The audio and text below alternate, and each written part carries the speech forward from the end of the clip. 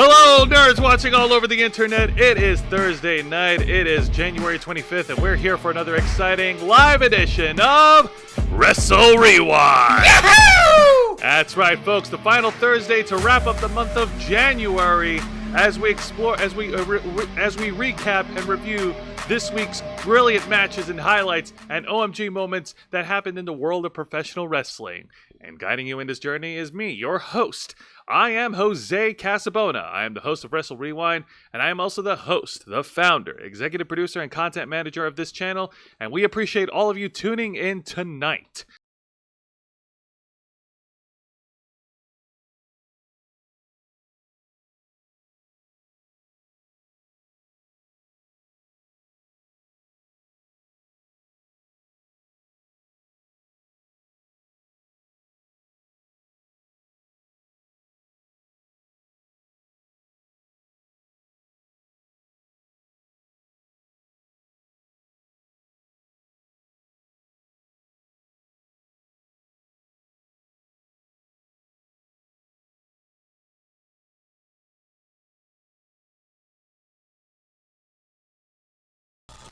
How now?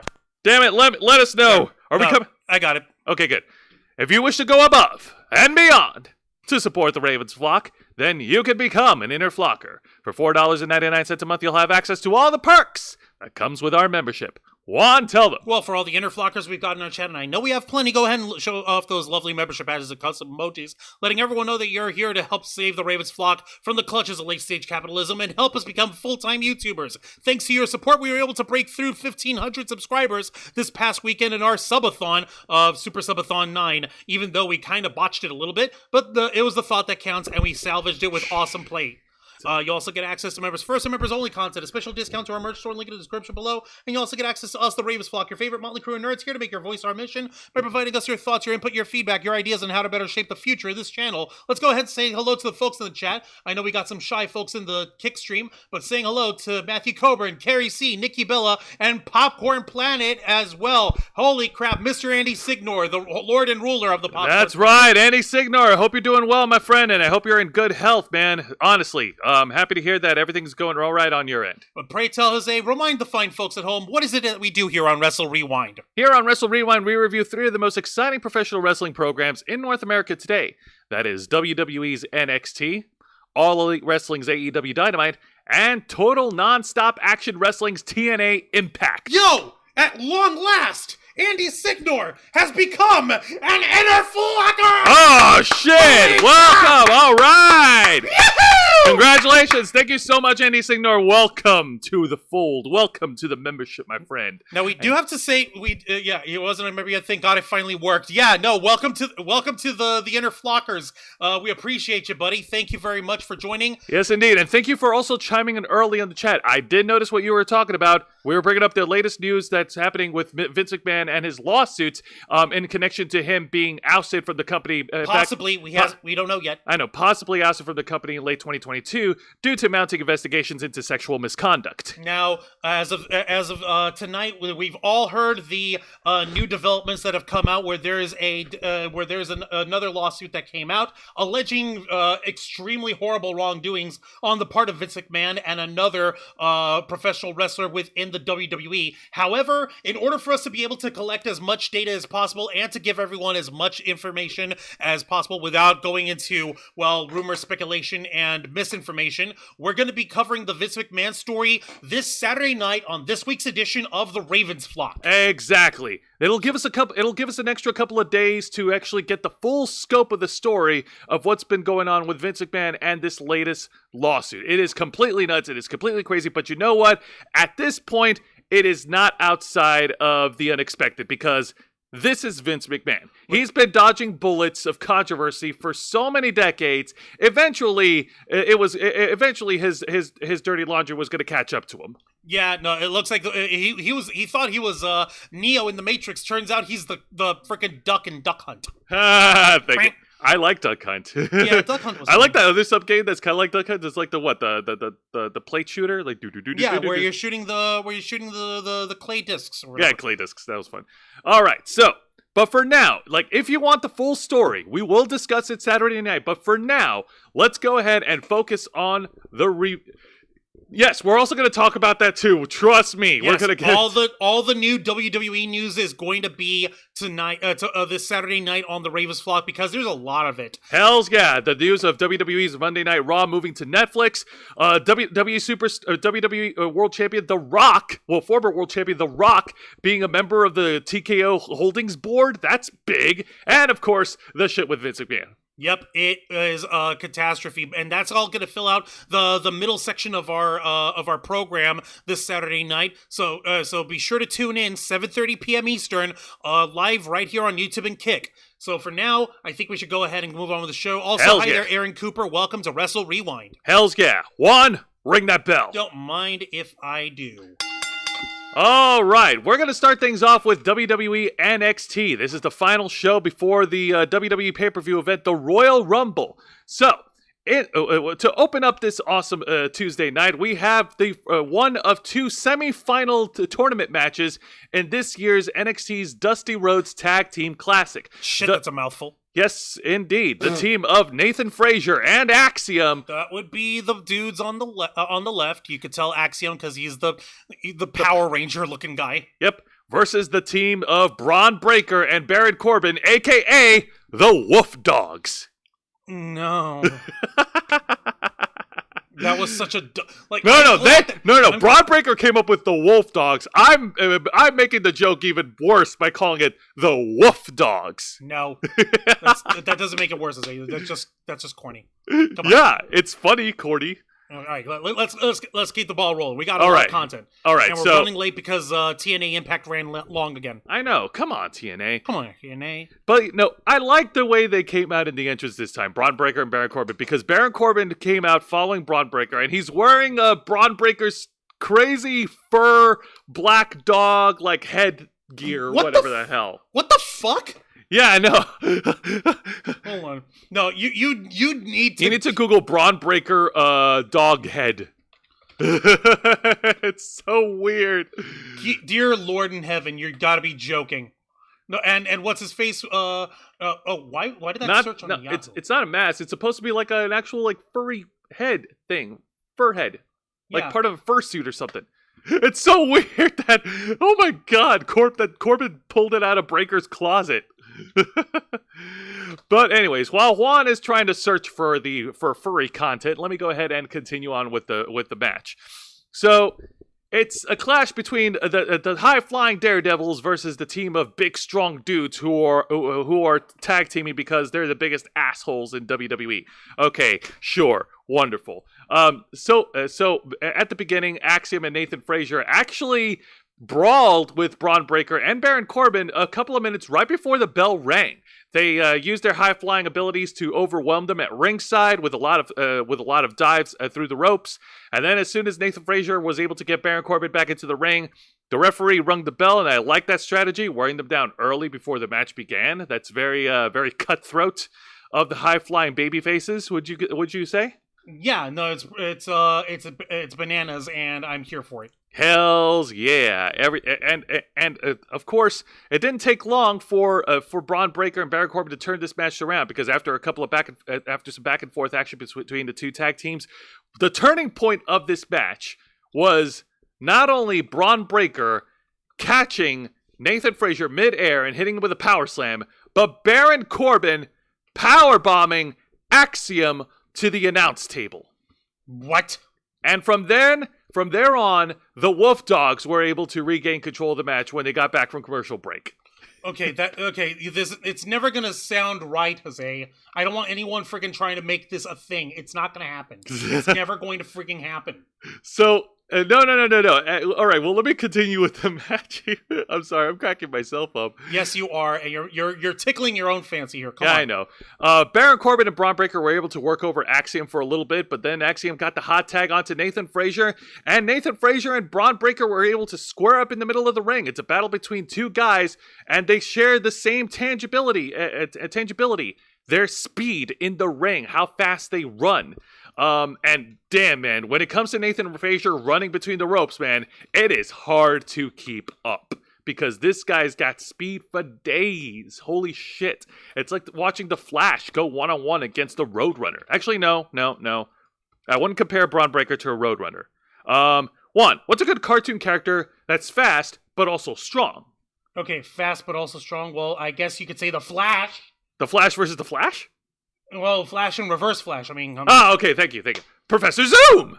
Yeah, Reverse Flash, Professor Zoom. Hey, wait, there it is! Oh, god damn it! That's right! No, right down there! No! Right down there! I fucking... There it is! Oh god, yes! That's the one! That's the one! I hate you, I fucking hate you.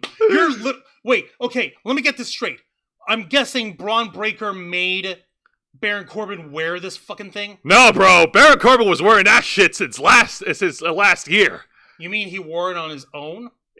During voluntarily? During pay-per-views, yes. Of his own free fucking will? You're joking. Yes. No. Show it. No. Do it. I hate you. Why would you make me do this thing? Because you went and looked for it, Juan. You must pay up. Where is it? Oh my god. Where's the fucking thing? You're not gonna screw me over on this one. God almighty. I'm actually trying to find it now, legitimately. I'm trying to remember where what the prefix. Why don't you check the downloads folder? That's what I'm doing. Don't tell me how to search things. I know words. I know things. Here you go. Oh my god. Here you go. Blow it up. Oh my god. This is it. This is it, folks. Ladies and gentlemen, I present to you the big bad guy, like the big dog of NXT, Braun Breaker. I wish I was joking. No kidding. He legitimately wears this shit to be intimidating. During pay-per-view events, he does wear this, and for that Tuesday night on NXT, Baron Corbin dug it out of the closet and wore it in his entrance. Oh my fucking lord. They want more about wolf dogs. Oh my yes! You see, Andy gets it! Andy knows where the money's at! Cornballs! I'm surrounded by cornballs. One's a popcorn cornball, one is a tall cornball with extra butter, except it's gotta be like the imitation butter because he's lactose intolerant. Alright, so getting back into the match, Axiom and Nathan Frazier were able to regain control until Baron Corbin was able to stop Axiom in his tracks, hitting him with a beautiful deep 6, but the Lone Wolf was only able to get a 2 count out of the pinfall. Seriously? Yes. Okay. I'm continuing the joke. Hold on. I hope Andy can see this fucking thing. Like, it's cool if it's like a furry cosplay, but come on, man. You're supposed to be like a bad guy. Like, oh, lol, woof, ow, woof.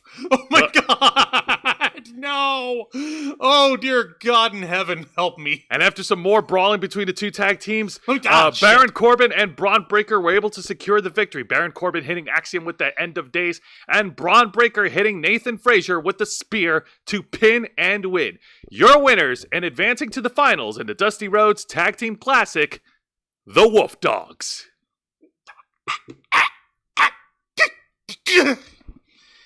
Yay. Oh, buddy, print that on a shirt and you'll make money, WWE. I will. That's how salty I am about it. I threw the salt at you. Give me back my salt. Here's the salt, too. It's literally just salt back. There. Why'd you throw it again? Because I wanted to. Also, Vicente Guerrero's in the chat. Hey, up there, Vicente. Welcome to Wrestle Rewind. Saying the TV show actor Grant Gustin, who was the Flash on the CW Arrowverse, would have been so much better in the Flash movie than that asshole that we got. Braun Breaker looks like he was doing a Mantar tribute. Oh, no! Oh, fuck it. Do I have to look up Mantar to show people? I mean, you can look it up, but I'm just like, no. But Braun Breaker was doing a Beastars tribute. Oh my god, no, not Beastars. Folks, for your own peace of mind, please don't look up Beastars. It's on Netflix. I'm asking people nicely, don't look it up for your own sake. But yes, pull up Mantar. Mantar was a character back in the 90s of the WWF. One of the crazy. That's Mantar. Yep. I have no words.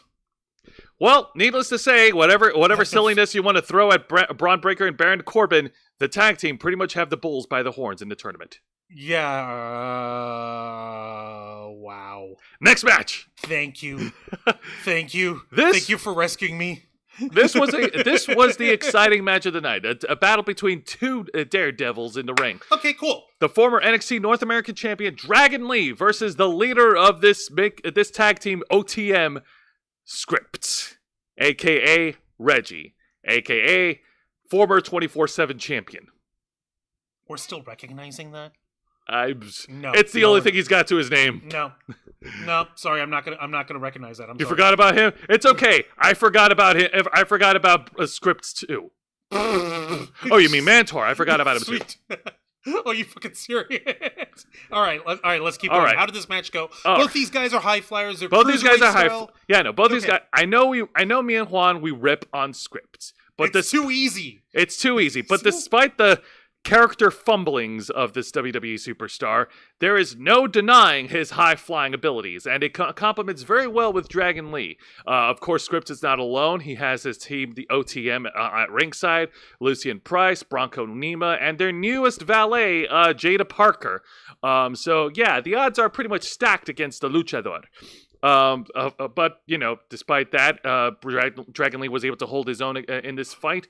Okay, did the rest of the faction, did OTM try to interfere? Did they try to Oh, fuck with yes. Dragon Lee? Oh, yeah, very much so. There was interference by OTM with the referee's back turned, as expected. Like I said, it's a numbers game. And poor Dragon Lee is out there on his own. Or is he? What? That's right. I don't have a picture of it, You but need to get these kind of pictures. Zay. If you're going to lead with this kind of thing, you got to tell people, man. Oh, yeah, Nia Jax's boy. Well, no, I thought he was... Wait, he was Nia Jax's boy. Boy He was toy. Shayna Baszler's boy toy. And he was Carmella's boy. Damn, man, he's just a boy toy his whole life. Well, it's kind of funny because he's working for someone who's not your boy toy. Ha! Boy toy! But no, out to even the odds was Tony D'Angelo and What? Stax and Adriana Rizzo. You know, they were feuding with OTM, and they brawled with the tag teams, Gabagoolies. What? You're joking. No. No. No, they didn't. No. Tony What? D'Angelo and his gang came out to save Dragon Lee from this stupid chicanery, from this bullshit. You're kidding. Aye. The Gabagools. Yeah. Oh my. Tony D'Angelo, the freaking quote unquote mobster don of NXT, and his crew were backing up Dragon Lee. Yes. Why? What do they have to gain? Well, they're more like they have a grudge with OTM. They're And- feuding with OTM. more. Okay, so they're feuding. Okay, that makes more sense. They're feuding with OTM, and so The enemy of my enemy is my friend. Yeah. Okay, got it. Okay. All So- right, let's keep going. So the brawling at ringside was enough to distract scripts, and Dragon Lee hit his backflip flowing DDT to get the win. Your winner, Dragon Lee. All right, easy. And All right, not bad. after the match, there was a post match promo with the NXT North American champion, the Great Power Oba Femi, who got on the mic and told Dragon Lee that he accepts his challenge for the NXT North American title at Vengeance Day, which was good. Except this could have been wrapped up in their promo segment last week. Seriously, guys, come on. Why did we have to wait another week for this guy, for the new North American champ to freaking go ahead and have his make up his mind? Like, You know what? I will take this because at least so far, WWE is treating Oba Femi with a little bit more respect than they did when they tried to slap the Nigerian gimmick on Apollo Crews. who he isn't Nigerian, is he? He is of Nigerian descent, actually. His father. He was actually born in the military. Oh, okay, that makes sense. So All right. that is true, but you know WWE, they'll over gimmick a gimmick. Yeah, they will. They'll just crank something up to 11 stupidly. Vicente Guerrero, Mantar was a 400-pound badass. Yeah, after he lost the freaking head mask, Ultimo Dragon should get brought in to manage Dragon Lee. Yeah, dragons. There'll be double dragons. Ah. And Tony D'Angelo and the faction. The Sopranos family of NXT. All right. Well, does that mean that Tony D'Angelo needs a therapist because he's struggling with modern day masculinity and his own personal foibles as well? Juancho, in order for that to happen, WWE will need to dig out of the closet for Dr. Shelby.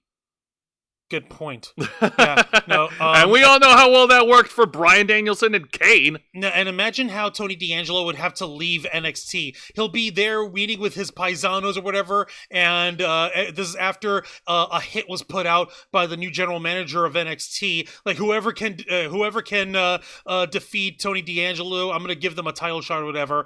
And it ends with Tony D'Angelo looking at the doorway to like a restaurant or whatever, like don't stop believing. That would be Hold funny. on to that feeling. Well, sweet life. we're not going to get that, sadly. Don't stop.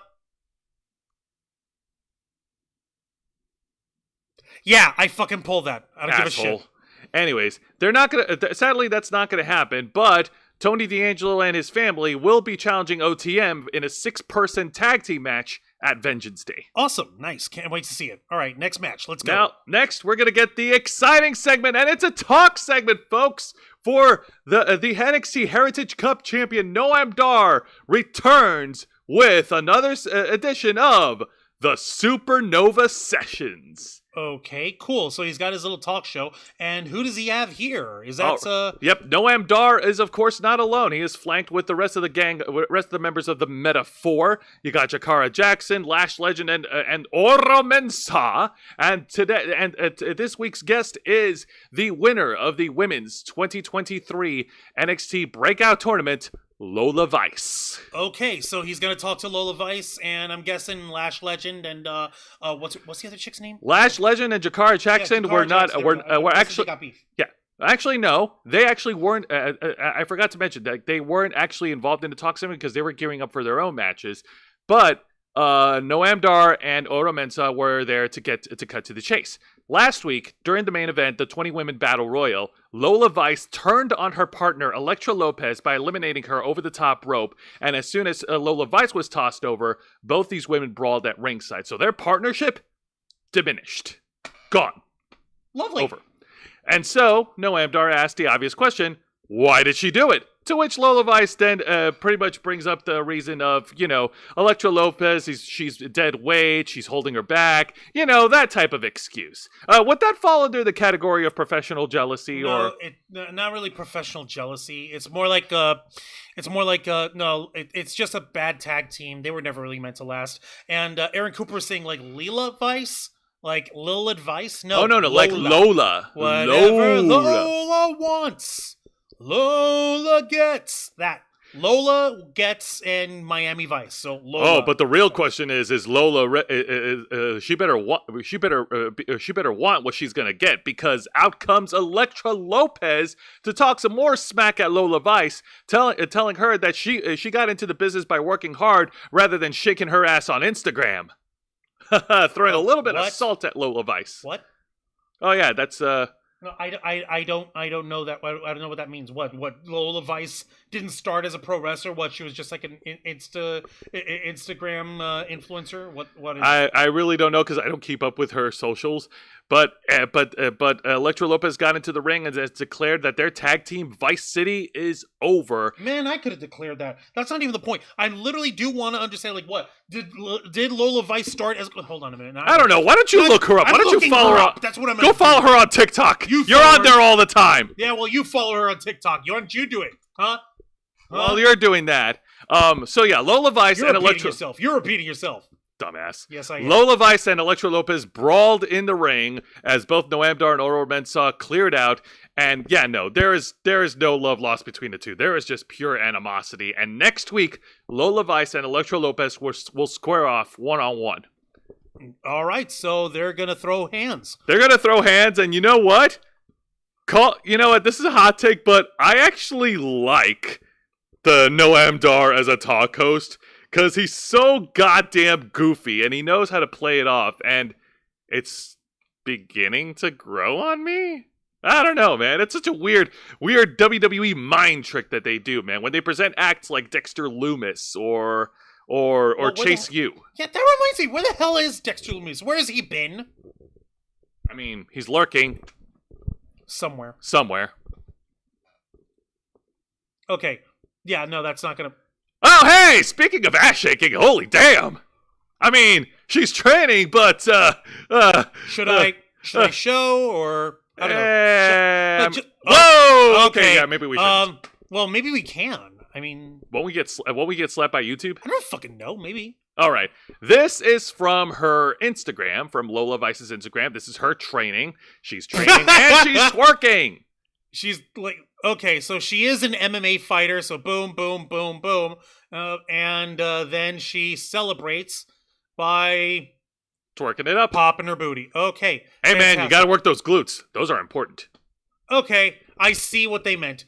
Okay, now I understand. You see, this is what I mean. You have to explain shit to me, or I'm not going to understand what the hell they're talking about. Hey, even I didn't understand what the hell she was talking about. Well, I need to understand, and I gotta freaking know this stuff. And besides, the people who are watching us on Wrestle Rewind, they might not know this stuff. Wrestling jazz hands, no, more like wrestling jazz glutes, like as they said. Or wrestling jazz cheeks. Cheeks, there you go. Vicente, I remember when partners/friends would throw one guy out in the battle royals, and it was no hard feelings. It was a mentality of like, hey, you would have done it to me to win. And yeah, no, you're right. They would have.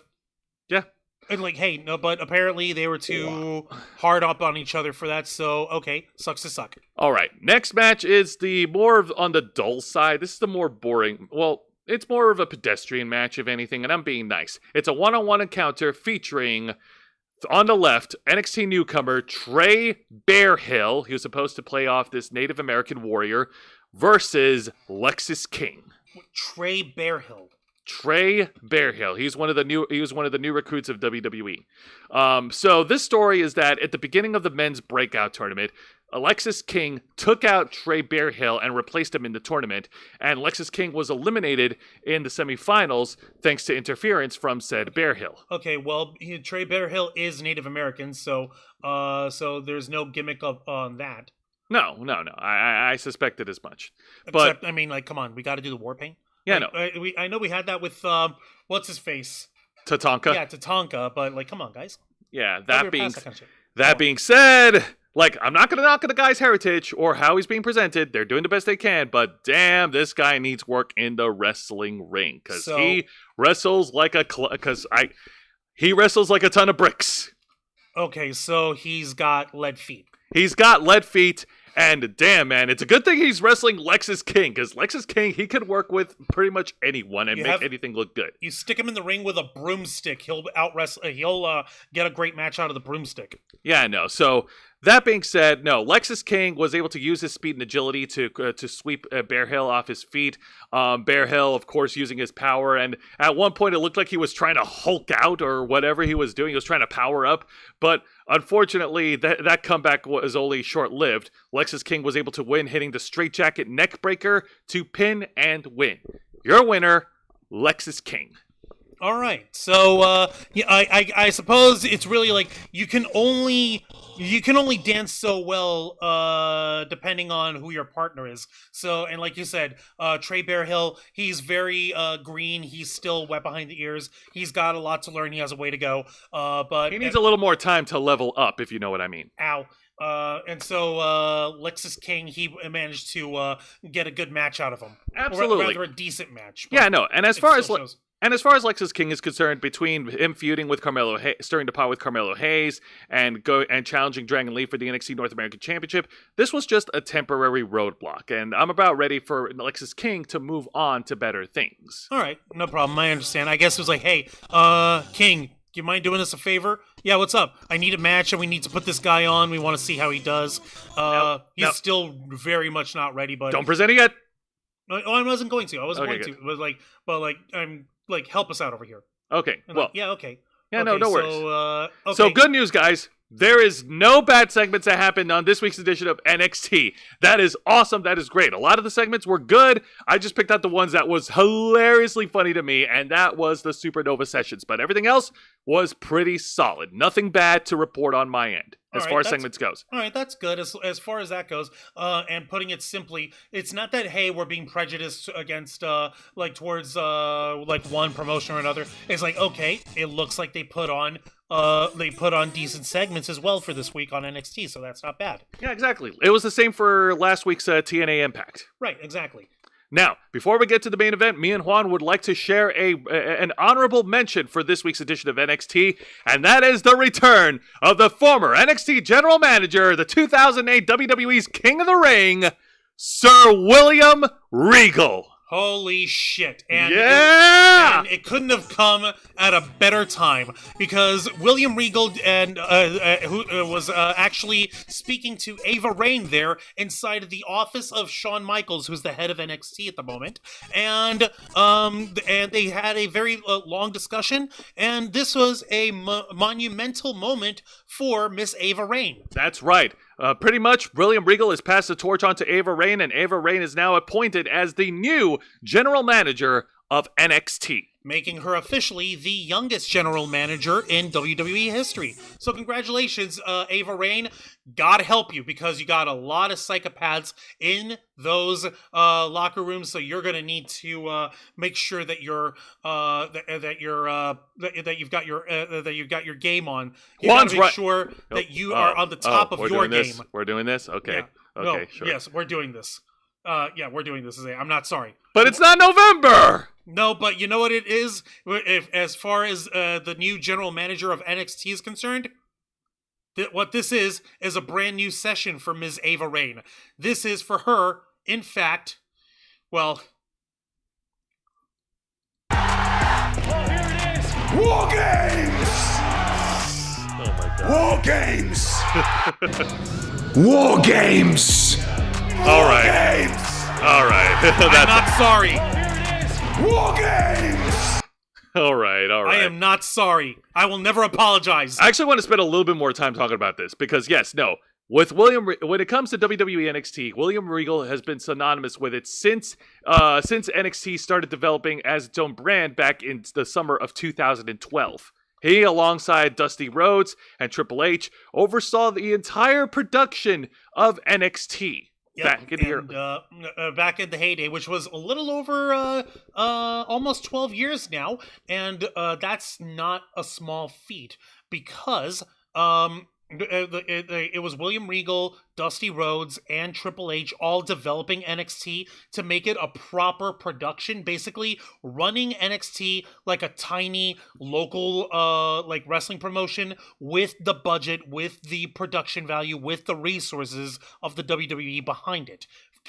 Farming as many young talents from all across the world and bringing them into your home via WWE programming. Hells yeah, and I can't help but feel like, okay, this one, look at me, look, man, this is not a coincidence. Ava Raine being promoted as NXT General Manager on the same day the news broke that The Rock is part of the board of directors for TKO Holdings? So what? She's like we know that she's a nepo baby. I mean, but like, or you're saying that she was put in a position as general manager as a favor from Dwayne? No, I'm just like, did he pull these strings? No, I'm not saying he pulled the strings. I'm just like, buddy, you're just reminding us of a bigger news that's happened with her predecessor, with her father, with her Faja. Ouch! Like really. Like, come on, man. Don't say that it's a coincidence, Juan. Hey. Come on. All right. But enough of that. Great honorable mention there for William Regal. Congratulations to Ava Raine. And William Regal, great to see you on TV, man. Damn right. Also, let me take a look at the chat over here. Vicentes, lucky for him, the name Bear Heel did not have to dress in some cartoonish bear suit. Speaking to how good Brian Pillman Jr. / Lexus King is, he worked Enzo Amore several times and likely made him look good in MLW. Really? Youch. Damn. Okay, that's amazing. Matthew Coburn saying, "Shall we play a game?" Shall we play a game? What? Well, oh yeah, War Game. Yeah, because you. Oh my God, Juan. Like. War Games! That's why. War Games! All right. Now let's move on to the main event. And it is an official contract signing segment for the NXT Women's Championship match at Vengeance Day. That's right. Two women will be competing against each other.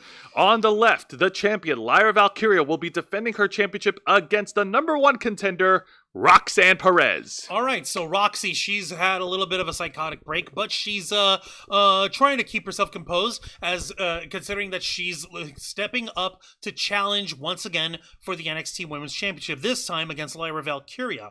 Now with that being said, Ava Raine herself presided over the contract signing, and suffice to say, Ava still has a ways to go in terms of mic work.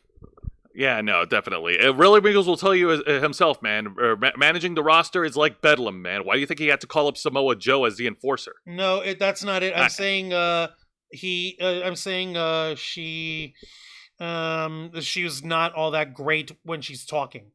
Oof. That's what I'm saying. Yeah, you're right. Yeah, her mic work needs developing. But it's okay because the fans cared more about the contenders, Lyra and Roxanne. So yeah, Lyra Valkyria and Roxanne, they had a war of words as they signed a contract. Lyra Valkyria saying that she came from the same place as Roxanne Perez, but now she has become a bigger star than Roxanne Perez. And she's going to prove that on at Vengeance Day on Sunday, February 4th. Roxanne Perez has been showing a little bit of her heelish side in the past couple of weeks, not only going a little unhinged, but also just just the promo work that she's cutting, like it screams heelish. She pretty much told Lyra Valkyria that she's been working hard to get over here. That you know what, that everybody doubted her, but she will become a 2-time NXT Women's Champion. Yay! And Lyra Valkyria will have to go back to square one. Ooh, okay. So, Roxy, she's stepping up. She's trying to dip her toes into the bad guy territory, which is fine. I guess that's a new grounds for her. And how did Lyra Valkyria? How did the women's champion respond? It looks like digging the metallic teal lipstick that they have on her promo. Same. No, that's just cool. That's just really cool. fucking cool. Yeah, of course. So it looks like these two were going to square off, but thankfully Ava Raine at least knows how to freaking break it up between two party members. Okay, well at least Ava Raine knows how to keep shit steady. As Lyra Valkyria was about to leave the ring, out comes her crazy stalker friend Tatum Paxley from under the table, and she lays out Roxanne Perez with a spine buster and crashes her through the table, and Lyra Valkyria did not take that very well. In fact, Lyra Valkyria is mad at her crazy stalker best friend. Yeah, no, Tatum Paxley went right there. You're hovering over it. Oh, here? Yep. Ow, shit. Okay, I'm going to go ahead and snag that image. I don't give a damn. Go right ahead. You can snag it. Actually, you know what? I can just pull up the thing. Whatever. So here. And this is from the Instagram story here, folks. There's the two images. At the Undisputed World. I'm trying to get this so I can... There we go. Yeah. So on the top part, Lyra Valkyria and Roxanne Perez squaring off into contract signing. How many is Roxanne? Jesus.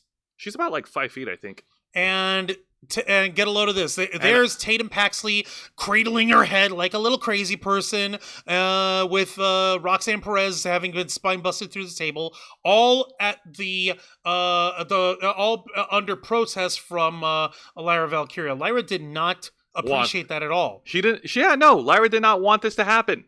Thank you, by the way, the Undisputed World over here on Instagram for this one. But yeah, holy crap.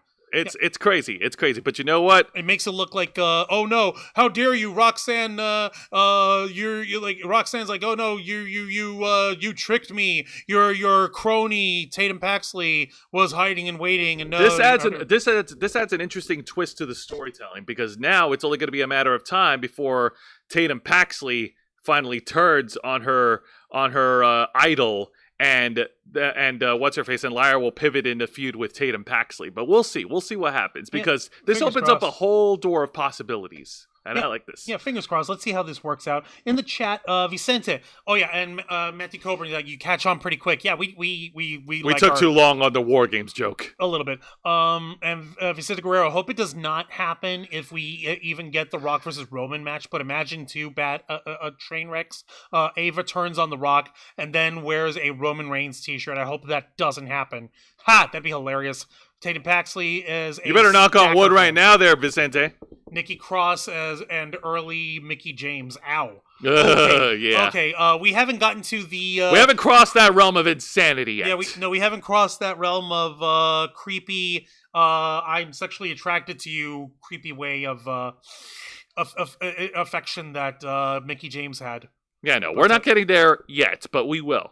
All right, now, enough talk about NXT. Let's go ahead and discuss this week's edition of AEW Dynamite. All right, well, light the fuse, hit the boom, Dynamite! This week's AEW Dynamite takes place over in Savannah, Georgia, the home state of many wrestling icons, the home state of AJ Styles, Cody Rhodes, and former WCW World Champion Bill Goldberg. You're serious? He's from... He's from Georgia. He's not from Savannah, Georgia. No, he's from Atlanta. He's from Atlanta. And here's another wrestler who's from Atlanta. What a coinkydink. Braun Breaker. Oh, dear God, you're right. I know, right? It's so crazy. Yeah, no. All of them are from Georgia. I like bringing it up because it's cool. But this week's AEW Dynamite starts off with an opening segment, the opening address from the AEW World Champion himself, Samoa Joe. Now, Samoa Joe's starting to show himself in a little bit of a different light. He's touching hints of his time in the Main Event Mafia. Now he's got, like, security detail on him. He's in a fresh press suit. What the heck are you doing, Jose? Drink. Drink? Continue. Yeah, he's in a fresh pressed suit. He's got himself all like done up like a proper champion. It's all right. It's not bad. It's like, okay, if he's gonna be a heel champion, he's gonna be the Ric Flair style, Triple H style heel champion who's gonna wear the suit and tie and have the entourage of people to keep the plebeians off his back. Well, that might be the case, but right now it's just Samoa Joe. And when he got on the mic, he made a declaration that's saying that championship opportunities will not just be handed out, they will be earned. No doubt he was alluding to the win and loss record system that AEW has decided to bring back all of a sudden. Oh yeah, by the way, they're bringing back the win-loss point system. But they haven't been keeping track. You know what? I think this is probably a subject that you and I might agree or disagree with, Juancho, but when it comes to professional wrestling, personally, win and losses don't matter. No, you're right. They don't. No, I'm not going to disagree. Anyone who actually tries to keep statistics of wins, losses, draws in professional wrestling, a performance art that is part sports, part theatrics, all entertainment, is a fucking idiot! Yeah, I know. It's all rigged. It is all predetermined. None of the wins, none of the losses, none of the draws matter. What matters is how you get to them.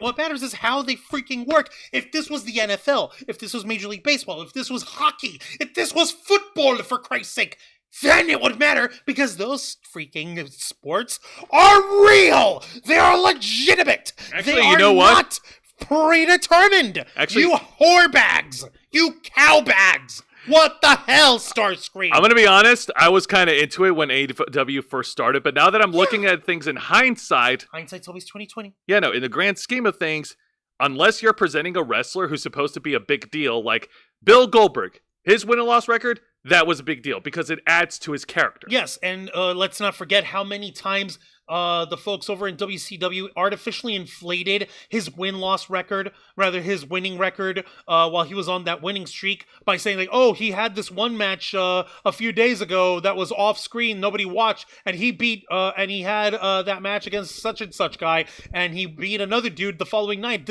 Bill Goldberg is a wrecking machine, and they artificially pump up his numbers. Yeah. Because it's all fake! Yeah. I love it, but it's not real. It is predetermined, guys. And AEW, what the fuck? and AEW, CageMatch.com. Fuck you. And AEW did the same thing for Jade Cargill during her run as TBS champion. And while that worked for Jade Cargill, it also made her boring for a while. That's why I was so depressed when seeing Jade Cargill, who has a lot of potential, was receiving zero fucking coaching, was receiving zero fucking guidance. Say like, oh, we're just gonna put you over. Okay, we're just gonna keep your streak going. No, we're not. We're just going to fucking do a thing here. It's okay, Juan. She's in a better place. It's called the WWE. You're goddamn right she's in a better place. But out comes someone else who wishes he was in a better place. Hook then came down to the ring to square up with Samoa Joe and pretty much shook his hand in respect. I gotta say this right now. I'm sorry, but this is so bad on Hook. Anytime he gets on a mic and talks, it loses a bit of his character magic. Loses? What character magic? Like his mystique. He doesn't he's the character who just goes in the ring, takes care of business, wins matches, and he doesn't need to talk.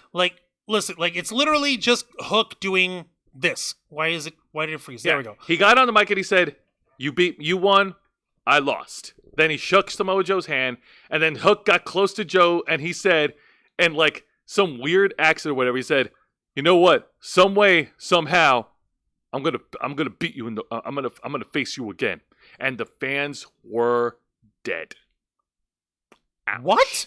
The fans weren't into Hook talking. His promo skills are lacking. Oh my god! You mean to tell me we shouldn't have the intimidating, wrestling machine boy Hook shouldn't do his own mic work?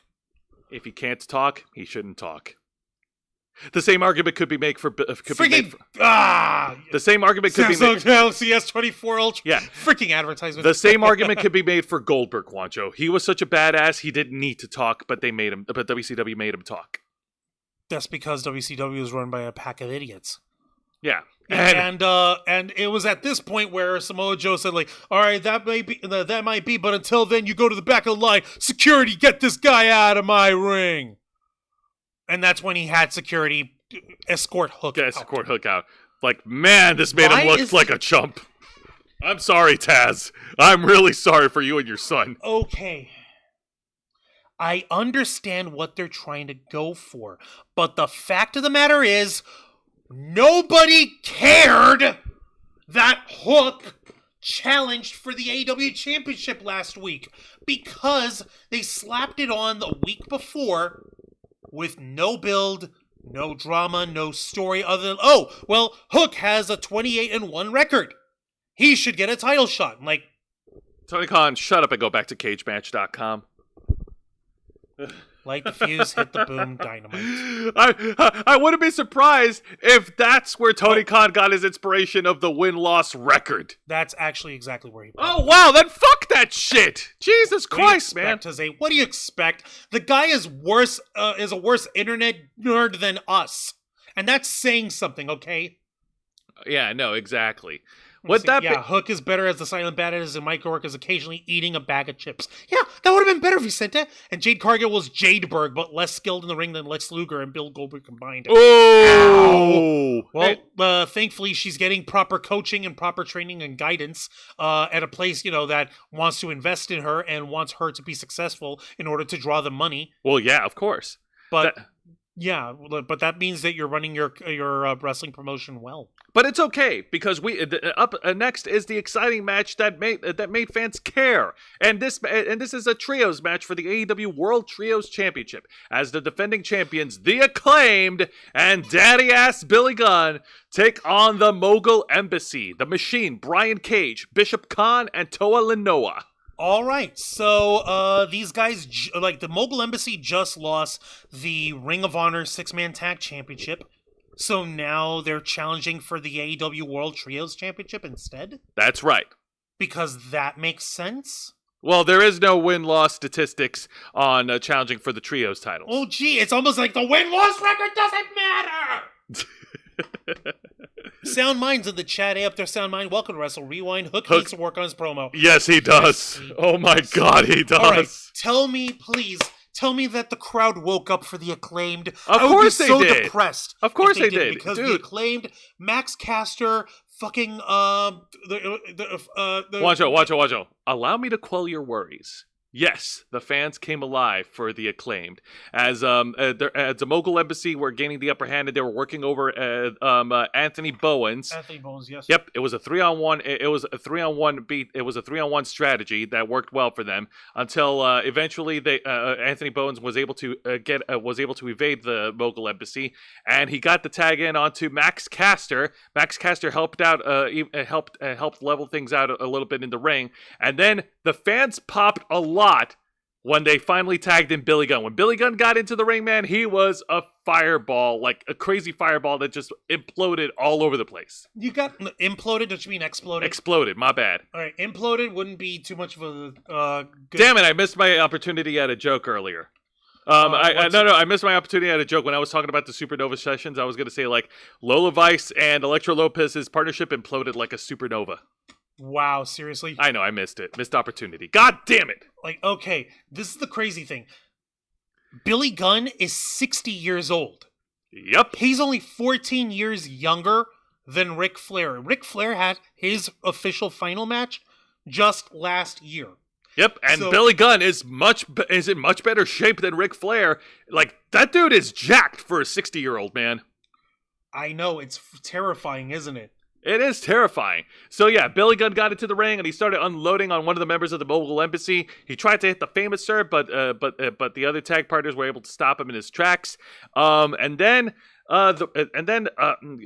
match, what's his face? The Acclaimed kept going with their tag team action until we got some outside interference from Prince Nana, who was trying to help the Mogul Embassy win the match, but a certain trio's tag team champions weren't going to take this sitting down, so out to stop the bullshittery of the Mogul Embassy was the Ring of Honor 6-Man tag team champions themselves, Bullet Club Gold.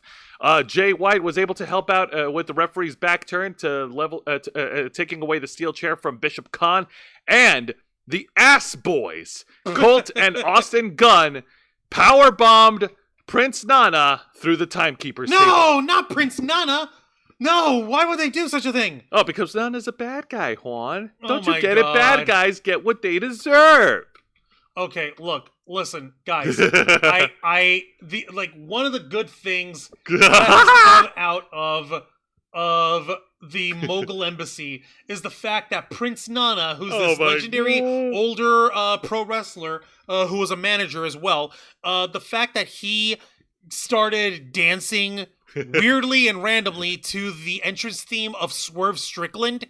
And by the way, folks, I gotta tell you, Swerve Strickland's music, his entrance music fucking slaps. It I does. don't blame anyone for dancing to this. All right. Swerve when I drive.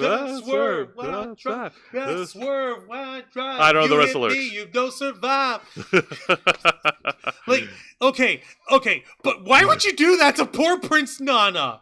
Okay? He's one of the best things that AEW has going for it right now. What the hell?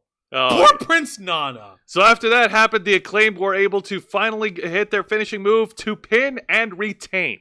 Your winners, and still, the AEW World Trios Champion, the Acclaimed. And it didn't end there. Apparently, in order to celebrate the win for the Acclaimed and Daddy Ass, Bullet Club Gold, which, as a reminder, folks, composes of Switchblade Jay White and the Ass Boys, proposed an alliance. They proposed a 6-man alliance where both the AEW World Trios Champions and the Ring of Honor 6-man Tag Champions would unite. And I forgot the fucking name they came up with for the faction, but it was really, really dumb. Oh wait, the Bang Bang Scissor Gang. Bang Bang Scissors. Hey! It's not that Yeah! dumb. It's not that dumb, okay? But it's pretty dumb. Hey, it's still funny. I'm actually looking it up over here. Oh my god. I'm actually looking it up. You know, you don't have to. Yes, I do. I have to. Oh wow, AEW wasted no time in printing those Look out. at this. Like, AEW loves cranking out merchandise at a moment's fucking notice. Look at that monstrosity. Hey man, if it can make money, why not print it? Oh, yeah, I guess. But wait a minute, what the hell? Why are they when did they wear this? Like, look at this. When did they wear okay, I guess they wore that on What, the new championship belts? no, the Bang Bang Scissors Gang merch. What, Oh they yeah, wore it I on think Rampage? they've been wearing it since last week. No, Jose, this was Oh. Bang Bang Scissor Gang. They Oh no, just I guess formed this alliance. they probably premiered it last night. Yeah, it was their first. So they premiered it last night, Yes. and why are they wearing it here? Oh, right, because they film Rampage on the same night that they do Dynamite. Exactly. Okay, now I understand. So, okay, that's why it says spoilers. AEW Dynamite first ever entrance for the Bang Bang Scissor Gang. So thank you, Reddit at r/Square Circle. Hells yeah. Now let's get over to the exciting segment of the night, and it is a segment featuring the former AEW TNT champion Darby Allin and the Icon. It's Sting! Wait, Sting's driving the drop top? That's a picture I got because it looked cool. Yes, it is Sting in the No, ring. they're not in the ring. Yeah, they in this segment they are in the ring, but this Then is why did they don't do think this? too hard. I have to think because no one is thinking over there. Make it make sense, please. It's just a picture I found on Twitter. okay, cool, but that's not the point. I'm sorry, I don't have a picture of them in the ring. You're gonna have to make do with that because the other one is just their generic show promo thumbnail. Okay, I can live with that. well, live with this. Okay, fine. Explain I what they don't- talk about. What do they All right. talk about? Come on. All right. Sting's last match is coming up. It's the end of an era. He's finally hanging up his boots. The Stinger, the Vigilante, the Icon, the. All right, here I'll talk. Wolfpack Do you want me to Man, talk about it or not? The Crow Guy, Wancho, the Joker Sting, Juan, I got this. Steve Borden. I got this. Okay, if you got this, then talk. Then shut up. Maybe.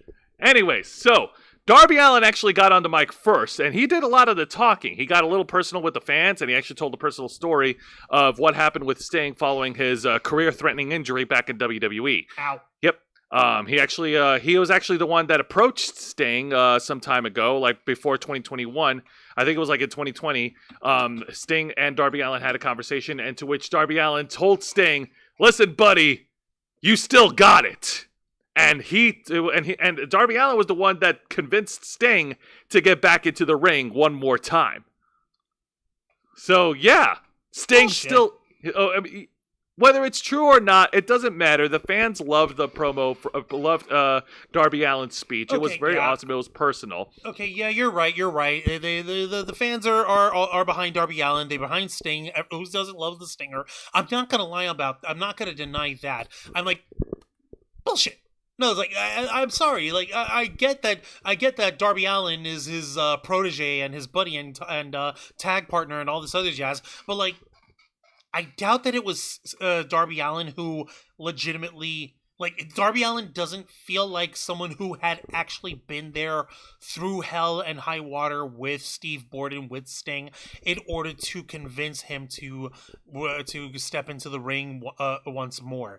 That's just me, but that's just me not looking at it with the pathos of how Darby Allin cut his promo. So I apologize. Yeah, you're fine. Anyways, but Darby Allin also mentioned that he's been in the professional wrestling business since 2016, roughly 1 year after, the year when Sting announced his retirement. And that's when he told the story about how he talked Sting into getting back into the ring around 2020. And then he jumped ahead and both Darby Allin and Sting are challenging Big Bill and Ricky Starks for the AEW World Tag Team titles 2 weeks on Dynamite. And because Darby Allin and Sting wants to finish his career as a champion. I swear to God, I feel like this is going to lead into something far worse, because here's the thing. I like the segment. It was great. I'm always going to pop for Sting. Juan will never win an argument against me on Sting. That is the hill I will die on. But if this leads to Sting and Darby Allin winning the tag titles, on the one hand, great. I love it. Sting's got some gold on him. But on the other hand, if Sting's final opponents are to be the Young Bucks at Revolution... then this could possibly lead the Young Bucks defeating Sting and Darby Allin for the tag titles. It's a possibility. I may be jumping the gun. Oh my god. Oh my god. I hate you. I hate you so much. It's a theory. It's just a theory. I could be wrong, Juan.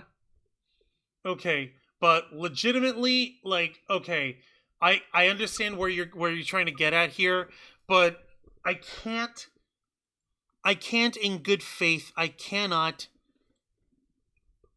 don't want them to. I don't want them to. Hang on a minute. I'll be right back in just a minute. Juan, fill time for a minute. Why am I filling time for... Oh, God. Okay, fine, whatever. It's freaking donut pillow. Okay. Since Jose's putting me on the spot for a minute, I've got to actually pull up... What the hell? What are you looking for? Are you all right? My phone's about to die. Do you need a Fresca or something? What the hell? Jose, there's a cable right here. There's a cable right here on the power strip. Oh my lord. Okay, so, if that's the way they're going to do this, then they're just going to end up taking a shit on the finale of Sting's career by making it about the Young Bucks winning the AEW tag team titles. See, right there. There's a cable right there already plugged up. Yeah, but that cable sucks. You suck. It doesn't need that. It doesn't need the Young Bucks.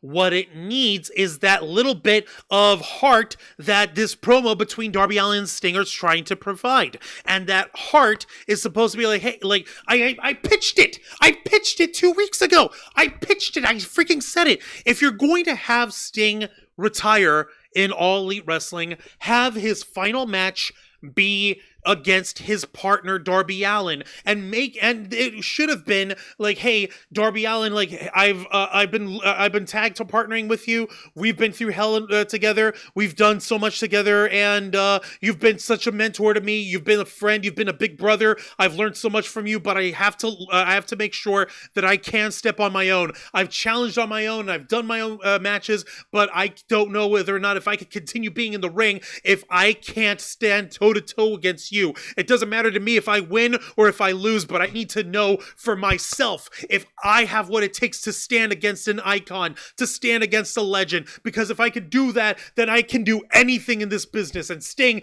being the big bro, being the hero, being the icon, it's like, you know what, pal, you're on, and I'll be honored to have you as my last opponent, and I want you to fucking give me everything you've got. Don't hold back. Don't you go easy on me because we're friends. Don't go easy on me because I'm old. I want us to fucking do this right. And they'll have themselves a fucking banger.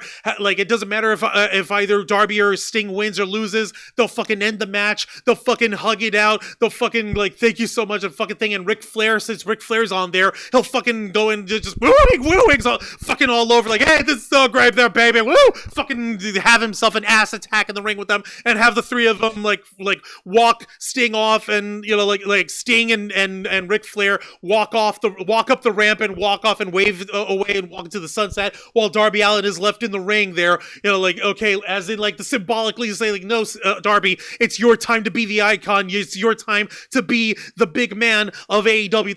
Look at this! I just did your job, Tony! I just bullshit this even further!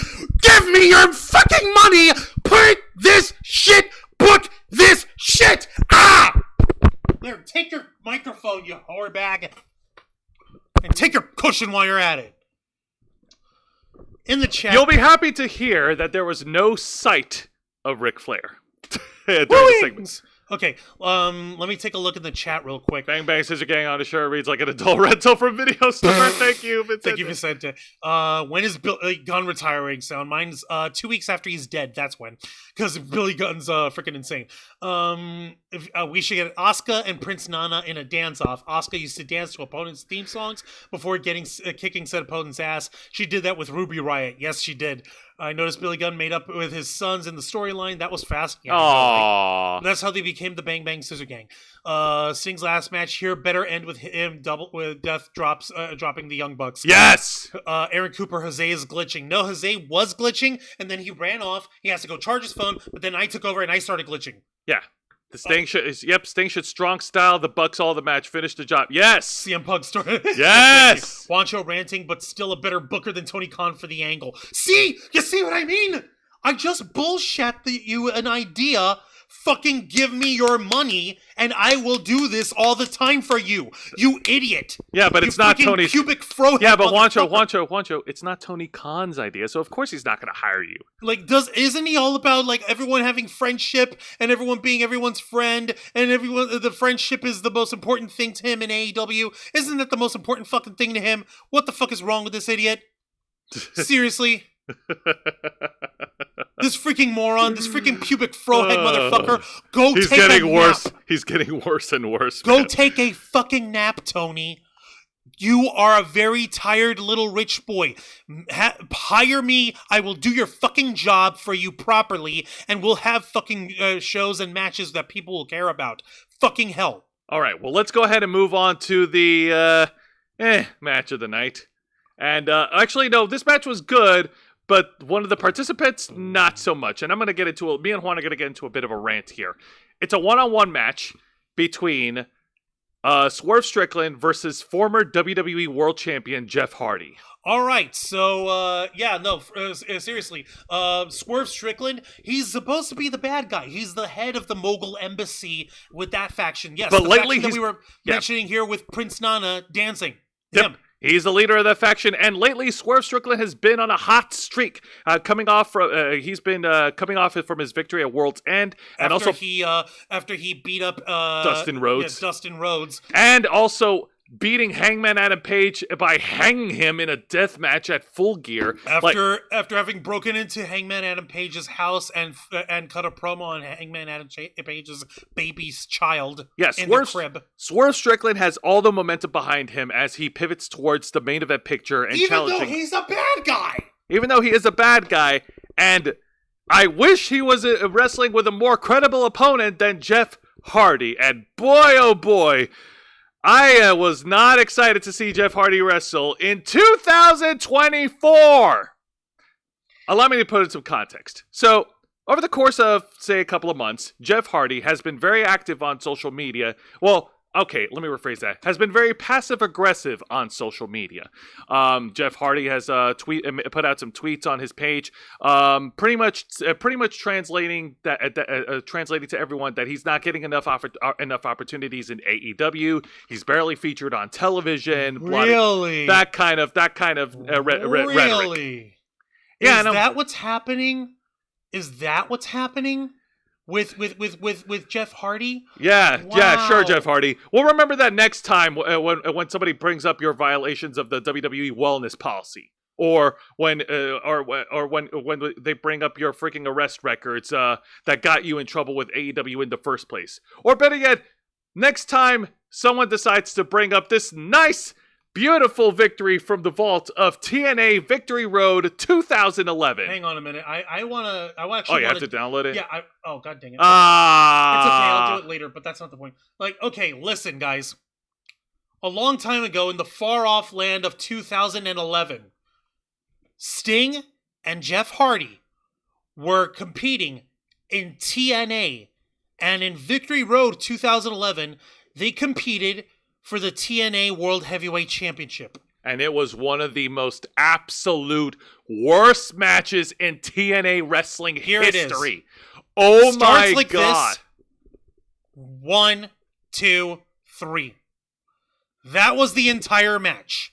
Jeff Hardy was absolutely out of it. He was high as fuck. He was drugged up. He was inebriated. No. Jeff Hardy is a well-documented and well-known drug addict. And he has been trying to go in and out of rehab for the better part of 15, maybe 17 years. And it is disgusting because Jeff Hardy came to that match at Victory Road stoned as a motherfucker on somas. That's sleeping pills. And he was wobbly and goofy and as fucked up as all hell. And at the very last second, Eric Bischoff, who was in charge of TNA Wrestling, He had to call an audible. he actually went into the match. He went into the ring and said, like, okay, by the way, Jeff, you're just getting pinned. That's it. Like, Sting, hit him with the death drop and pin him. That's it. And that's why we had this match, because Jeff Hardy was fucking wrecked out of his mind. It was disgusting. What's even more disgusting was his recent arrest back in late 2022. Jeff got arrested in the state of Florida. He was pulled over by the police for another DUI arrest, and he pretty much had his license revoked, and he was suspended from All Elite Wrestling until he returned in mid-2023. And since then, he and his brother Matt were barely featured on TV. And I wonder why. Maybe it's because Jeff Hardy is a fucking risk for anyone's god dang wrestling promotion. Because he was disgusting. Because he was stoned out of his mind. He doesn't know how to not be stoned out of his mind. He doesn't know how to. With that being said, Jeff Hardy did actually pull his own weight in this match against Swerve Strickland. This match was actually pretty good. There was a spot where I kind of cringed a little bit, where Jeff Hardy did a twist of fate on Swerve Strickland onto the steel steps at ringside. Both of these guys got the brunt end of the spot, which sucks. And Jeff Hardy was about to hit the Swanton Bomb, but then Swerve Strickland was able to dodge out of the way, and he hits the side kill shot onto Jeff Hardy's head. Was only able to get a 2 count, and then he hits the diving drop kick onto Jeff Hardy to pin and win. Your winner, Swerve Strickland. So look. At least Jeff Hardy didn't wrestle like he was like fumbling all over the place. Thank goodness for that. But he has really got to learn when it's time to hang up the boots, man. When it's time to go, dude. Like, because it would have been entertaining for us to watch Jeff Hardy wrestle 20 years ago. No, not even. Just like 10 years ago. Dude, he was cleaner then. And that's a fucking problem. And we're not talking about his age. We're talking about how he disrespects himself like this, man. Fucking disrespects himself in his body. He disrespects himself in the sport. He fucking did the shit, and he has the nerve to fucking complain of like, oh, well, I'm not being treated the way I should be. I'm a main eventer. I'm a big deal over here. And Matt Hardy, man, bless Matt Hardy. He tried for defending his brother, but like, dude, like, how many times are you gonna keep defending him, man? Seriously, like, okay, Jose. Because I tell you what, if I screw things up, and if I screw up at the law more than once, and if I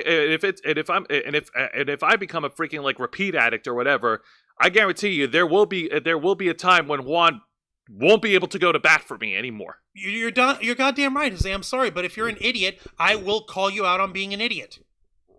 Also, I've got Jeannie, Rick, and Lisa Boo are in the chat. Hey, up there, Jeannie, Rick, and Lisa Boo. Welcome to Wrestle Rewind. Vicente, missed opportunity that we never got a high as fuck Jeff Hardy Boys versus Drunk Usos. Good for a month of both of bad matches. It's probably for the best that we don't, dude. Let's not. Let's leave Jimmy Uso alone. Yeah, say what you want about this shit, and like we said, we're not pulling punches with Jeff Hardy, but like, dude, he's got to wake the fuck up and realize he brings this shit down on himself. Yeah, dude. The Hardy Party is come and gone. And he, like, literally, this is all he's got. And I can't. No. You know, let's stop. No, I will litigate that shit just like you did. I don't give a fuck. I don't give a damn. That was one of the most disrespectful displays in the history of pro wrestling. I know. And Jeff Hardy has the fucking nerve to complain online like a little bitch. Shut the fuck up. Be a fucking man. Grow the fuck up. All right, well, let's go ahead. Fucking grown-ass man. No, I'm fucking pissed. Okay. Yeah. Do you want to borrow the chair again? No, you're a fucking grown-ass man. You pissed me off, Jeff Hardy. I'm fucking embarrassed and I'm disappointed in your ass. You should be ashamed of yourself. Fucking do better. Okay, all right. Well, let's go ahead and move on to the...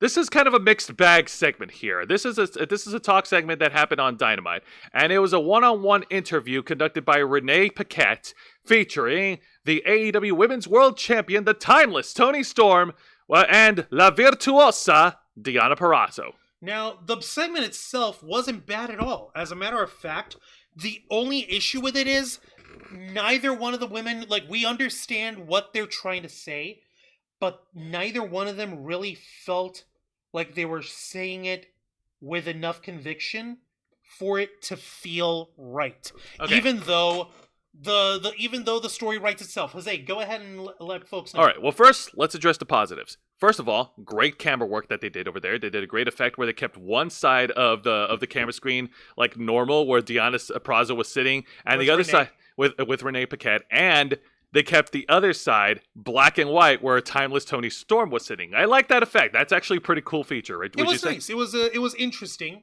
Like it was an interesting way to get that visual going. Like here, check it out. You can even see it. Yeah. And during the promo segment, like Deonna Purrazzo actually injects a little bit of personal elements into this by actually bringing up that they were once best friends during their time in the Independents, which is news to me. And news to Juan, I'm guessing. Actually, yeah, it is news to me and news to Jose. I was legitimately surprised over here. Yeah. Give me a second. I'm actually Juan's about to pull up the picture right now before I take my gloves off and talk about why this is a mixed bag. So give us a minute. Give us a moment, folks. Here it is. Here we go. This is how effect. It showed up on screen. Very well made. Very well done. They had the split screen done, and it was a little bit more like 50-50, but you see Renee Paquette on one side. She's over there in the colors, and you see she's trying not to corpse. Send for the man. Really hard. Oh my god. All right. Whereas Toni Storm and her entourage, her butler and her bitch, whatever that's Mariah May and Luther. Yeah, they're in black and white. And you see Deonna Purrazzo, like, what's her face? Toni Storm, she started all this with like, it has come to my attention that you were recently body shamed online. Well, that is very disappointing because there are so many other things that you should be shamed for. I'm like, what? I get it, but ow. Okay, now this is the part where I really, really, really got to bring this up. Okay, I'm all for injecting personal stories into wrestling storylines. That's fine. It's been done since who knows how long. It's how pro wrestling stays engaging. Exactly. But the way they narrate it, like Juan said, both of these competitors don't sound like they're giving it their all. And Deonna Purrazzo especially, because Deonna Purrazzo's positioned as the baby face, and she is, I'm sorry, we have talked about her enough and her time in Impact Wrestling, where she is she's a lot of things, but babyface is definitely not one of them. Yeah, like, I love Deonna Purrazzo when she's the cocky, bitchy, holier than thou. She's like a version of Charlotte Flair. Like, I'm the queen, I'm the man, I'm the badass bitch, I'm the champion, I don't give a fuck. So, like, I can see that, and I get that, but, like, when her being a good guy or her being babyface, I can't see that. I can't see that, and she comes off as flat. And I hate saying this about Deonna Purrazzo because I'm on the same boat as Juan, but she is just not that good of a babyface because that goes completely against her entire wrestling persona. The virtuosa, come on, man. So yeah, she's the badass bitch.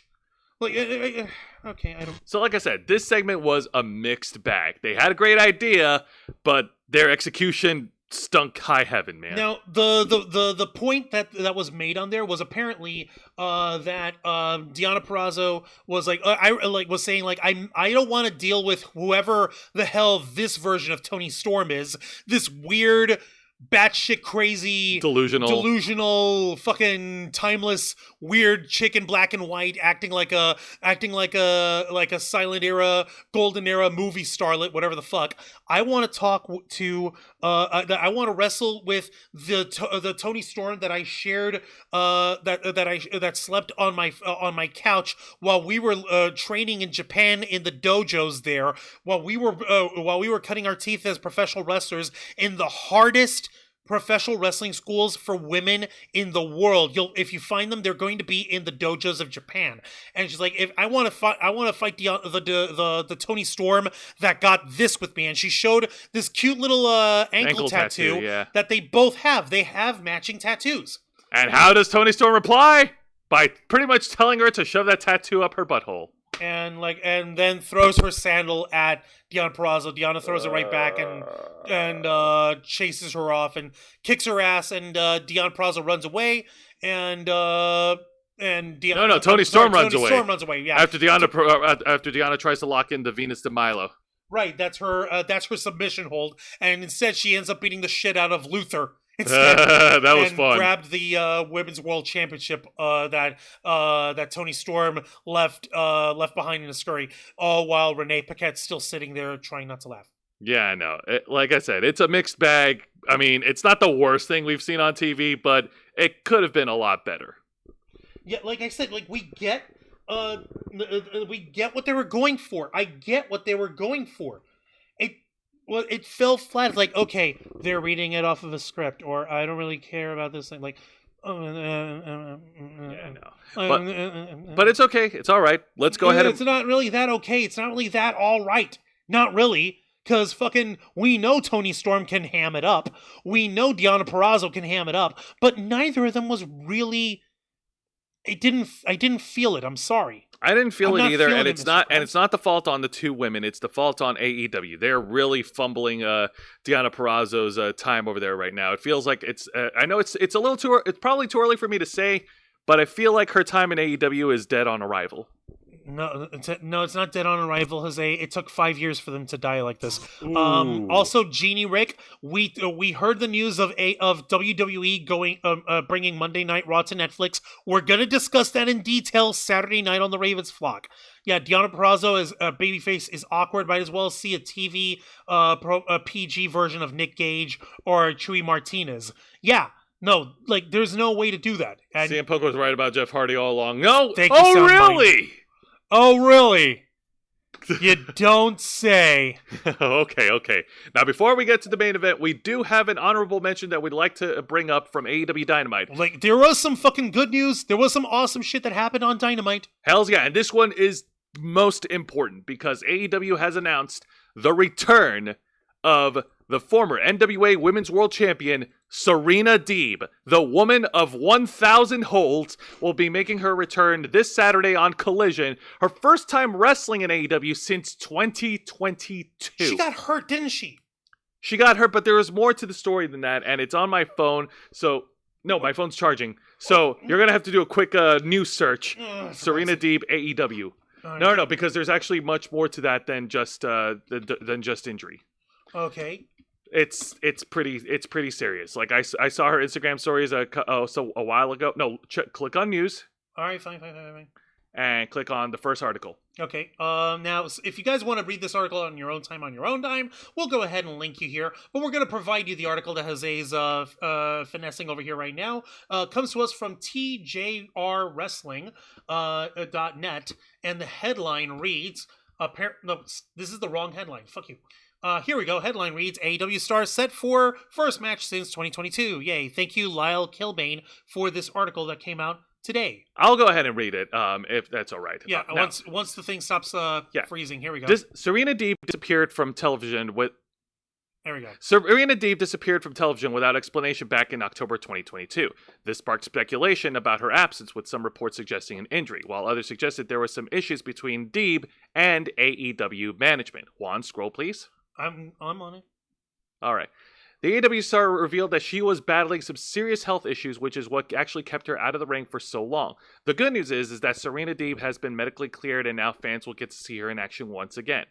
The last time she was in action was on October 18th of 2021, when she defeated Haley J in an episode of AEW Dark Elevation. Yep, that show will also see Daniel Bryan, Bryan Danielson face Japanese legend Yuji Nagata, while a massive cage match will also take place as FTR teams with Daniel Garcia to take on the House of Black. So yeah, Serena Deeb was not medically cleared. She was dealing with a very bad injury. She was also dealing with, from what I saw on her Instagram stories, she was also dealing with some serious mental health issues that needed to be addressed. So yeah, she had to take some time off from the ring, and I'm happy that she's coming back. Folks, please understand, mental health is a major health scare. Let's see here. Oh, wait, go back up, because that actually explains the beat of it. No, down, stop. No, down, stop. Speaking on a news video on Instagram, Deeb revealed that she suffered 3 seizures back in October and was forced to step away from the ring.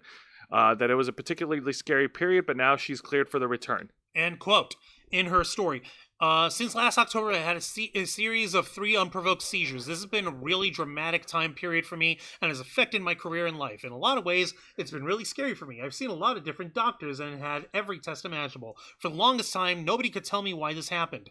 Being out of the ring has been really challenging for me. I love professional wrestling with everything in me, and I miss performing and wrestling. I've kept this very private, and then I started learning more about seizures and how much more common it is, and I never realized how many more people experience seizures. I have so much empathy. I know how scary it is, and I just want to send a message that you are not alone, and there is always a light at the end of the tunnel. I want to encourage you. A big reason why I wanted to talk to you today is because I do have some news. It's good news. It's great news. I saw my neurologist recently, and he told me that I've recovered. I'm healthy, and I'm officially cleared to wrestle. That means I'm ready to return. Hopefully, the next time you guys see me, I'll be in the ring doing what I do best. I can't wait to wrestle and can't wait to show you what Serena Deeb is made of. Folks, please understand that mental health issues are very, very, very, very serious. And this isn't mental health. This is neurological health. Neurological health, my bad. So this is something, hell yeah. Yeah, no. Neurological health is definitely a serious issue. I've actually I have a couple of friends who had a history of seizures in the past. I'm not going to go any further than that, but yeah, no. If you feel like you're going through the same things like with neurologically, like, don't wait. Like, you seek medical help immediately. No, seriously, I really am glad that that Serena Deeb is coming back into action. I'm really happy for her. She's one of my favorite unsung heroes in women's wrestling here, and she really deserves a lot more recognition than she's got. So again, much love to Serena Deeb. Congratulations to her, and hopefully she does well this Saturday night on AEW Collision. Here's hoping. Fingers crossed. Here's hoping indeed. And now it's time for the main event, Juancho. All right, what was tonight's main event? This week's AEW Dynamite main event is a one-on-one encounter, an open challenge. The Japanese wrestling legend, the murder grandpa himself, Minoru Suzuki, goes one-on-one against the WWE Hall of Famer and former WWE champion, the Rated R Superstar, Edge. Adam Copeland. Yeah, that's weird. Like, okay, on the one hand, I get it that Edge wants to keep working. He wants to keep being this badass mofo. Who Considering how many years he missed missed out out on. on wrestling. Yeah, because of his spinal stenosis in his neck. Neck down paralysis. Yeah. Yeah, he suffered potential neck down paralysis. So him coming back and working as oh, you know what? I'm gonna go ahead and take on open challenge any comer. I'll take you all on. I don't give a damn. Okay, the murder grandpa from Japan comes up. It's really cool because Edge has been a WWE household name since the 90s, and no one would ever thought that Edge would one day share a ring with someone from outside of a WWE promotion. Like, let alone someone with a history of being ultra-violent like Minoru Suzuki. You don't believe us? Look at this guy's hair! Look at this man! He does this to himself on purpose! It's like he's got cornrows up there or something. No, it's not. He cuts like he's... it looks like it's on fire. Yeah, he shaved his head to make it look like it's fire. It's pretty cool, But actually. that's not the point. The point is he does that to himself, and he does it on purpose. Why would any man do that on purpose? Also, I'm sorry, I can't get over the silly name that Copeland has given these open challenges. He's called it the Cope Open. Adam, is there something you're not telling us? Oh, buddy, Adam, come on, man. You could have done it better. You came up with the cutting edge talk show, and that sounded better than the Cope Open. Like, Adam, are you all right? Hell, just call it the Are cutting you edge and challenge. Beth? Are you and Beth? I know it's none of my business. But I gotta ask: are you and Beth okay? Well, hang on a minute. you Let and me Beth put my Phoenix foot down. okay? Don't get personal, Juan. Don't get personal. No, say I've gotta ask because who would name their challenge like that on purpose? I'm not joking. I'm like, is he all right? Are they having issues? Is he having trouble performing? You're an idiot, bro. Is that issue that he's been having for being out of the ring? Has that been affecting him negatively? You know, in his personal life.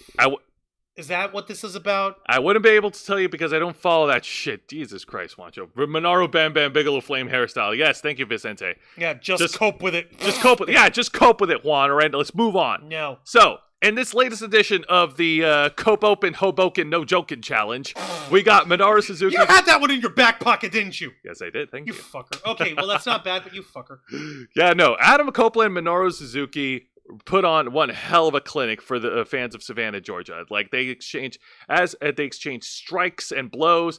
Damn, seeing Adam Copeland taking chops and strikes from Minoru Suzuki was freaking, like, awesome to watch. And Adam Copeland was able to turn the match around, hitting Minoru Suzuki with his execution DDT in the middle of the ring. And it looks like he was about to put away Suzuki with a spear, but then Suzuki intercepted it and turned it into a Fujiwara armbar. Thankfully, Copeland was able to get the ring to break up the submission hold. And after some more back and forth action, it's getting weird calling him Adam. Just call him Edge. All right, if you need Edge. to. Yeah, no. Edge accidentally, I say in quotations, pulls off one of the turnbuckle pads from one of the corners of the ring.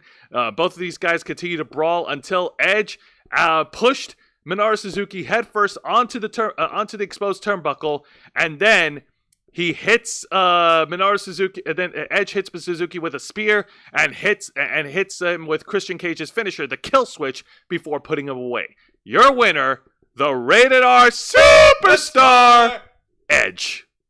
There you go. And then after the match, Edge got on the mic and he tried to offer a handshake out of respect for Suzuki. Suzuki just refused it and just left the ring pissed off, because wouldn't you be pissed off if you lost to Edge?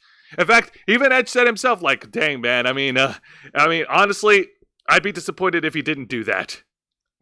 So Edge was expecting Suzuki to be a bitter little shit. Yes, and he also addressed Christian Cage. He says that he's still coming after him for the AEW TNT Championship, which was the whole point, apparently, of the Cope Open, so that Edge could take on all comers and prove that he's a much more worthy TNT champion than the Patriarch. All right. Well, here's hoping that Adam can have this chance to take on his brother from another mother and go after him for the TNT Championship soon. Did you see the beatdown Minoru did to Asuka? That was forever ago, but yes, I saw it. That was forever ago, but we know what you're talking about. LOL, Edge. Edge. I meant to say Edge, guys. Come on. It's understandable. I guess. Edge. Adam. It's going to take me a long time to call him Adam Copeland when you're so used to calling him from his WWE name. Yeah, no, I know what you mean. Oh, man. Edge did some funny stuff. 2 matches in a row. Wore kids' sunglasses last week. This week he wore a kid's Sting mask. That is okay. At this point, like Adam, he's just goofing. He's just fucking around now. Okay. Well, yeah, of course, because like there's not much that WWE is going to allow him to do if he stayed with the WWE. Yeah, but whereas AEW, they're letting him do whatever because Tony Khan's an idiot. Feel that, yeah.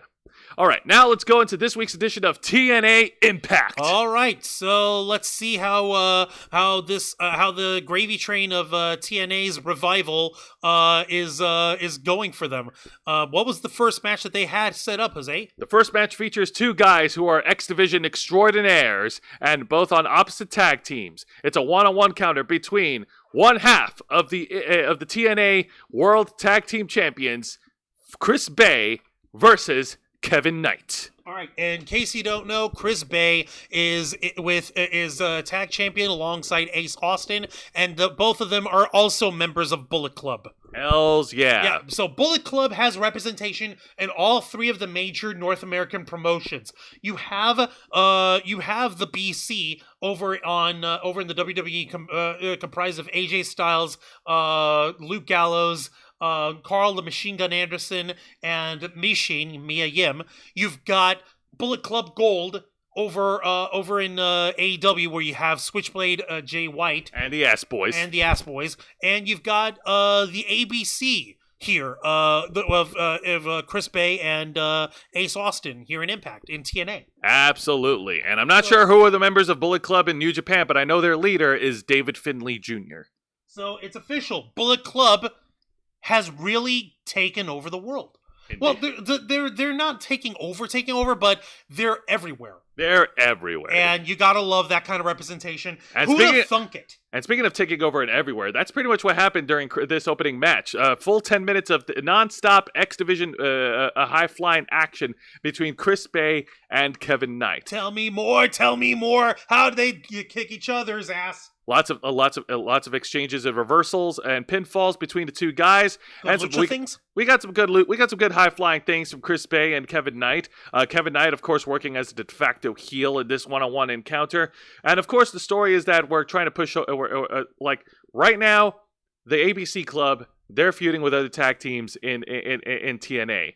And we're trying to put over the tag champions, of course. So the real story is on Chris Bay. So it's a foregone conclusion of who's going to win. But this was still a great opening match. Chris Bay was able to reverse Kevin Knight's move before hitting him with the ultimate finesser to pin and win. Your winner, Chris Bay. All right. So, yeah, Bullet Club kicking ass, taking names once again. Hells yeah. Now, next up is the exciting match of the night. And me and Juan, we saw the whole match. This is Round 2, Electric Boogaloo, a rematch from TNA Wrestling's Hard to Kill. Jordynne Grace, the defending champion, versus Trinity for the TNA Knockouts World Championship. So the badass booty baby against thick mama pump, muscle mommy. This was just like, I don't care who wins at this point. This is just a sight to behold. 2 of the most extraordinary fucking women to step into the squared circle. Both of them incredible athletes. Both of them not just easy on the eyes, but they actually rehabilitate your eyes. They reverse cataracts. They are the cure to astigmatism. They will help keep your retinas attached for the rest of your days. They are better than LASIK. All you have to do is watch them in action for at least 5 minutes straight, and your eye health will improve by 5 years worth. And you're ragging at me about my jokes, dumbass. I'm heaping praise over here on these ladies. Like your joke was a bad pun on like rhyming stuff. I'm just saying it doesn't matter how badass or how the match went or who won or who lost. As far as I'm concerned, both these women are hot as fuck and they're awesome to watch. That is true. And speaking of rehabilitation, what a great career restart for Trinity after walking out on WWE in the middle of 2022 alongside Sasha Banks. She's been wrestling in Impact Wrestling, now TNA Wrestling, and she's pretty much revitalized her whole career, and it's really awesome. Yep. Trinity started off basically trying to figure out where she was going to be in the independent circuit, and landed in TNA in Total Nonstop Action.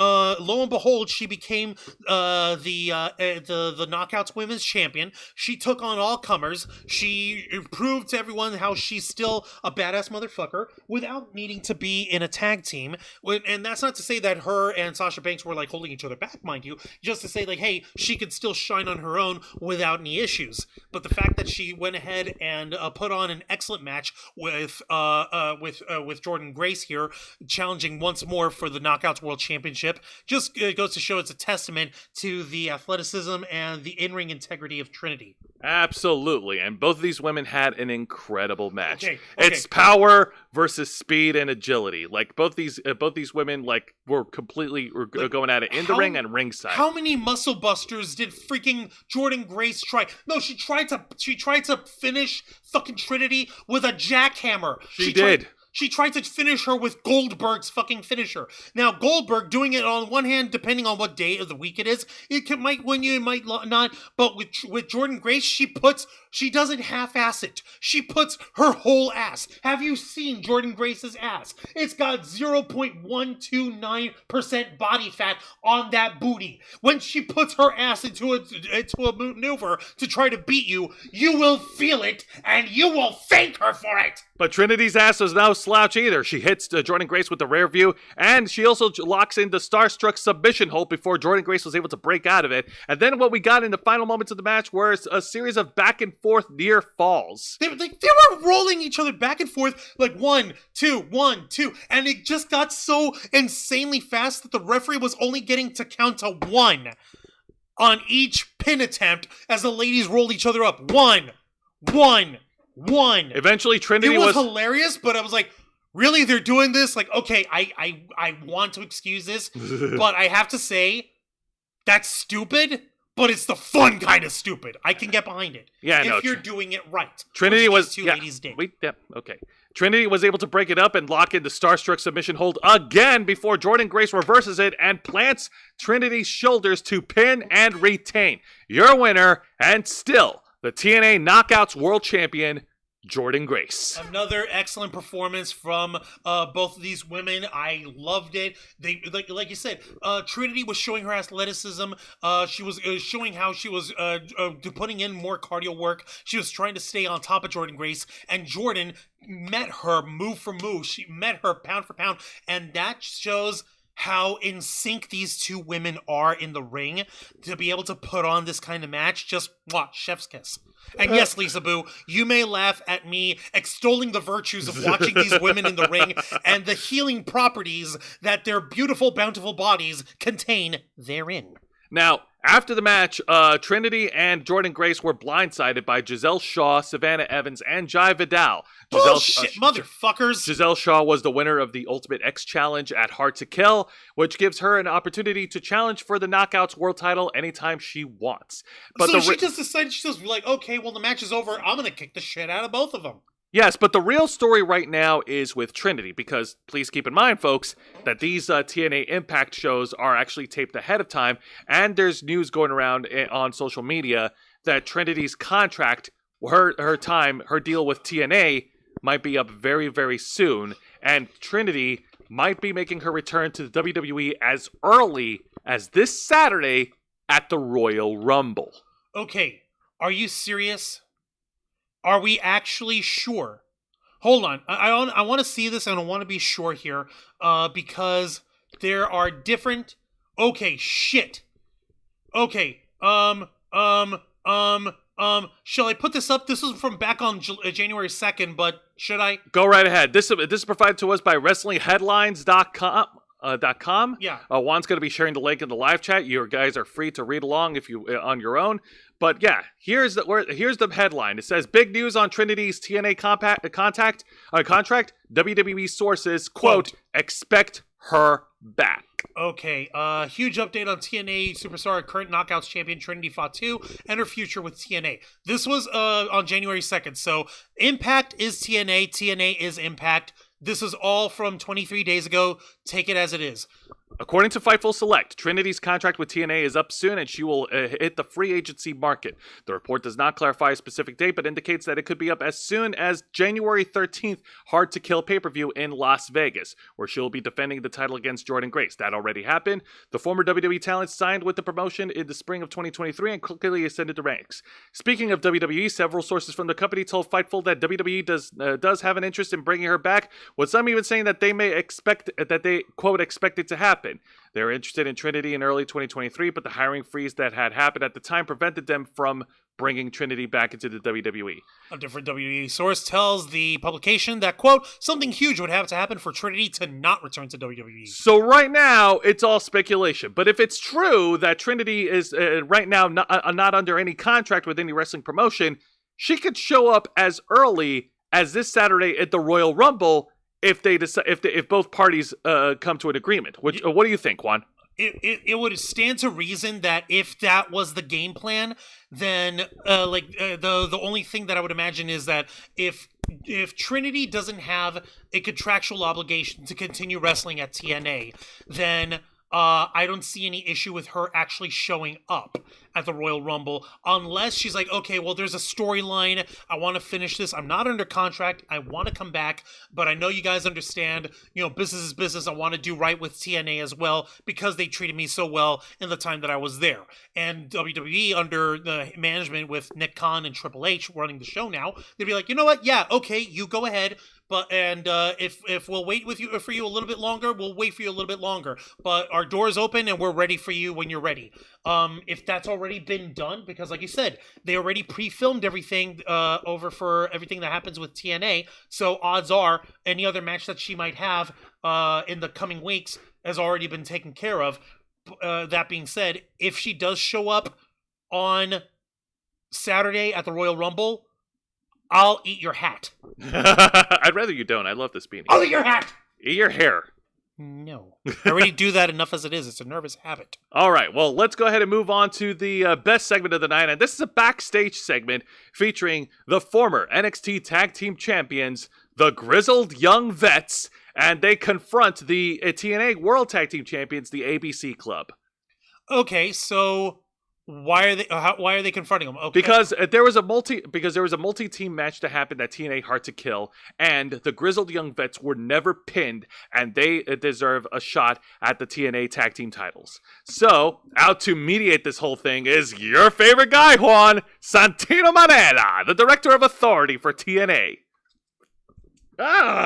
Stop that! No. He gave us Ariana Grace. We can forgive him. But his employer gave him a role to play. Oh my... you missed, jerk. Yeah, let me miss with this. Okay, stop.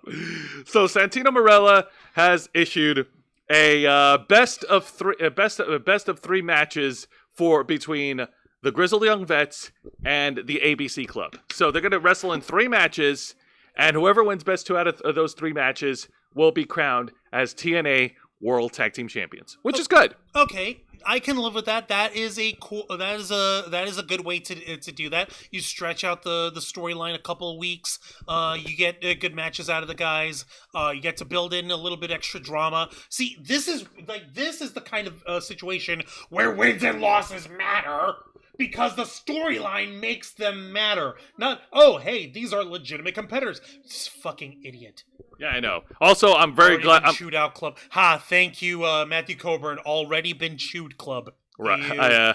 Thankfully, I'm glad they toned down a little bit of the silliness with Santino Marella. The last thing we need is some total nonstop asinine storytelling. Bro. But now let's move on to the worst match of the night. And this has been, and I feel like this gimmick has ran its course to the ground. Again with 6 feet under. Again with this guy. It's a tag team match. Playa. Don't even bother with a graphic. It ain't worth it. No, you sure? Don't. Trust me, you hate this guy. Featuring the team of former NXT Tag Team Champion Dirty Dango with Oleg Prudius, his bodyguard, a.k.a. Vladimir Kozlov for the WWE, accompanied by Alpha Bravo to take on the TNA newcomers of... I actually got their names this time. Dante King and Damian Drake. Dante King and Damian Drake. And this was a complete one-sided squash. Basically, Dirty Dango tagged Oleg in, and Oleg pretty much cleaned house and did all the grunt work, while Dirty Dango was at ringside, and I kid you not, nope. I know. Did you get the right one? This one? Yes, that one. Oh, dear God, you fucking kidding me. Where Dirty Dango was sitting at ringside on the chair on his phone with Alpha Bravo, not giving a shit about what happens in the ring. You're joking. Yep. After Oleg Prudius destroyed the tag team, Dirty Dango went back in, still on his phone, hits his finishing move, and wins. And and he's still doing this stupid shit where he just says, "Man, I really hate pro wrestling." Man, fuck you! You know what? No. You want to tag in? No show. No, I'm done. Come on, Juan. Don't be an asshole. I will be all the assholes. All right? At least tag in and rant instead of doing that. No, I just... Come on, you're better than that. Yeah, I'm better than that, but he's not worth it. Okay, fair enough. At this point, yeah, I feel like this whole thing is pretty much run its course. Like, who is this even for? Like, which audience is this for? Like, who's gonna like this?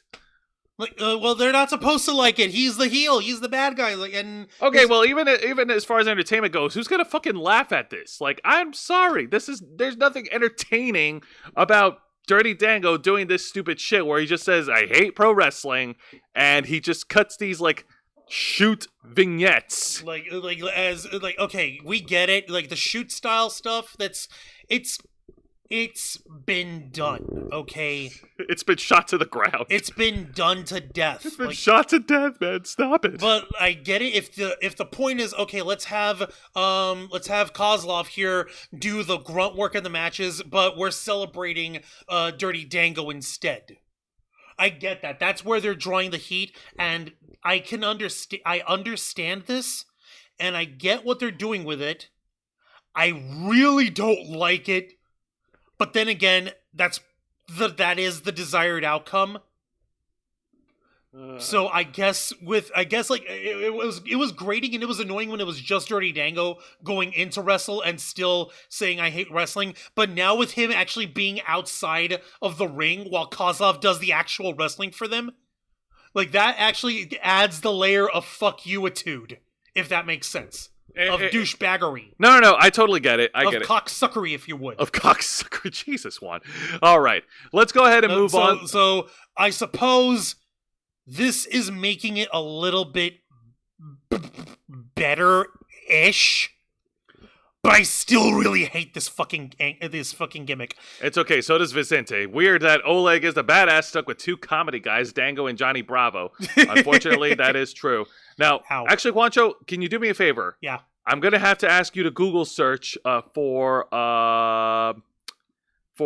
Nick Nemeth in TNA. Yeah, Nick Nemeth versus Zachary Wentz. Ugh. Oh, Wentz. I know how to spell things. All right, because I know how words spelled. I actually want you to pull that image up because before we get to the main event, I do want to bring up an honorable mention, and that honorable mention is the official in-ring debut of the former WWE superstar, former World Heavyweight Champion, Dolph Ziggler, a.k.a. the most wanted man, Nick Nemeth. I actually want to talk a little bit about this because this was a pretty good debut for Ziggy Swags. Hell's yeah, Nick Nemeth wrestled his first match on TNA Impact against Zachary Wentz, one half of the Rascals, and yeah, no, he had a pretty good match. It actually went past a commercial break, and Zachary Wentz gave him a run for his money. And yeah, Trey Miguel, between those two rascals, they were doing some bullshittery at ringside. But Nick Nemeth was able to overcome the odds in this match and hit the zigzag. Oh, I'm sorry, he changed his finishing move. It's not the zigzag anymore. Hits the danger zone. The danger zone! To pin and win. So, yeah, Nick Nemeth won. The Danger Zone. Nick Nemeth won in his TNA Impact debut, and that was fucking awesome. So that deserves an honorable mention. You're damn right it does. That is great news. Congratulations, Nick Nemeth. You are a badass motherfucker. Thank you for still showing us how you still got it. You are the bomb diggity, motherfucker. How dare you not be appreciated? This could have been an email, but still. Like, seriously, Nick Nemeth, he's always been a badass motherfucker, so I'm never gonna knock him on that. So congratulations, well done, Nick Nemeth. Yeah, seriously, it's awesome. It's amazing. It is amazing, and I'm very happy for him, and I'm glad that he's not choosing to hotshot himself into the TNA World Title picture. And I actually want to see where this goes with the Most Wanted Man. But now let's get to the main event, and this match is a 6-man tag team match. Holla holla, holla holla, indeed. Well, no, I think this one's worth it. Is this one worth it? Well, it's a 6-man. Does it really count? It's a tag team match, player. So I think it counts. All right, fine. Yay. We got a 6-man tag team match, player. Holla holla. There we go. All right. There we go. Yay. Featuring the teams of the TNA World Champion Moose, Brian Myers, and Eddie Edwards, also known as The System, versus the teams of the TNA X Division Champion Chris Sabin and Alex Shelley, the Motor City Machine Guns, teaming with another Japanese wrestling icon from New Japan Pro Wrestling, the Rainmaker, Kazuchika Okada. Who we know for a fact is already out of contract at this point, so he is a free agent at this time. And holy Lord, we were not expecting this match to happen. Motor City Machine Guns, one of the perennial tag teams of TNA/Impact Wrestling. These guys had been around for a very long time. It's only been recently where Alex Shelley and Chris Sabin got to be individual champions, either X Division and World Champion respectively. And then at TNA Hard to Kill, Moose defeated Alex Shelley to become the new TNA World Champion. And yes, as Juan mentioned, Kazuchika Okada is a free agent right now. He has been wrestling on AEW in the past couple of months. More notably, like he wrestled in the main event of last year's Forbidden Door, taking on Bryan Danielson, the American Dragon. And that was freaking amazing, but at the same time, it's like we know that Okada can do way more than this. We know that he's capable of incredible feats of action, even with him, not being 100%. Same with D-Bry. Also, Rainmaker Kazuchika Okada is in the middle of a bidding war right now because WWE and AEW have both expressed interest in locking down Kazuchika Okada in a wrestling contract. Oh shit. Oh shit, indeed. Now, this just goes to show you. Hold on a minute. This just goes to show you, folks, that Kazuchika Okada is no slouch. He is a hot commodity right now. Forget MJF for the moment, because Okada has got the real bidding war of 2024 starting off with a bang. Ha! Motor City Machine Guns. All right, so the system. So that's Moose, Brian Myers, and I'm sorry, I forgot Eddie Edwards. Eddie Edwards. Jesus, why did I forget the other guy? It's okay, man. I forgot him too. Wow. But that being said, great 6-man tag team action. The Motor City Machine Guns start things off against Brian Myers and, of course, Eddie Edwards. Babyfaces got control of the match until Moose was tagged in, and Moose, using his size and strength, leveled out both Shelley and Sabin. But then the fans came unglued when the Rainmaker was tagged in. And I gotta tell you, man, talk about matching height for height. Kazuchika Okada is just as tall as Moose. Okay. In fact, go ahead and look up Moose's height. I'm looking up Okada's height. Okay. Screw that. Yeah, sure. Go right ahead, man. 6'3". Holy shit. He's between you and me. Holy shit. Yeah, he's a tall motherfucker. Yeah, no, he is a big tall boy. 236 pounder. Yeah, this guy don't play around, man, and he stood toe-to-toe against the TNA World Champion, and these two exchanged blows. And it was so amazing to see Kazuchika Okada level out the giant. You have to understand something. Compared to a lot of his other opponents, Moose looks like a freak of nature. He looks like an intimidating, he's built like a moose. Go ahead and look up Moose's height. I invite you to do it. All right, well, Moose. Wrestler, yeah, okay, and his height is 6'5". Okay, Okay, he's still bigger than fucking Okada and 295 pounds. Fuck that! I don't want that near me. Get that away from me. What are you doing? Why would you do this to me? I thought we were friends. I still love you, but ow. Okay. That being said, as we got back into the match, the system were able to regain control of the match, keeping Alex Shelley away from his tag partners, and both Moose and Brian Myers were working over Alex Shelley. Alex Shelley eventually got the tag back in to both Chris Sabin, and then Kazuchika Okada was also tagged in. The Motor City Machine Guns continued to work on Brian Myers and on Eddie Edwards at ringside, and Okada and Moose had their exchange in the middle of the ring. And then there was that one moment where Okada leveled out Moose in the middle of the ring, and the fans were popping loud as Kazuchika Okada makes this giant, grandiose pose. Okay, you guys are gonna love the I wish we had gotten it as a GIF or something like that, because Okada was in the middle of the ring. It starts with a zoom in of Okada doing this, and then the camera does a zoomed all the way out. It was so weird, such a weird camera choice. No, because right after as the camera zoomed out and he had this, you see that's fucking Moose on the floor. Everyone in the crowd in the impact zone, they shouted Okada, yeah.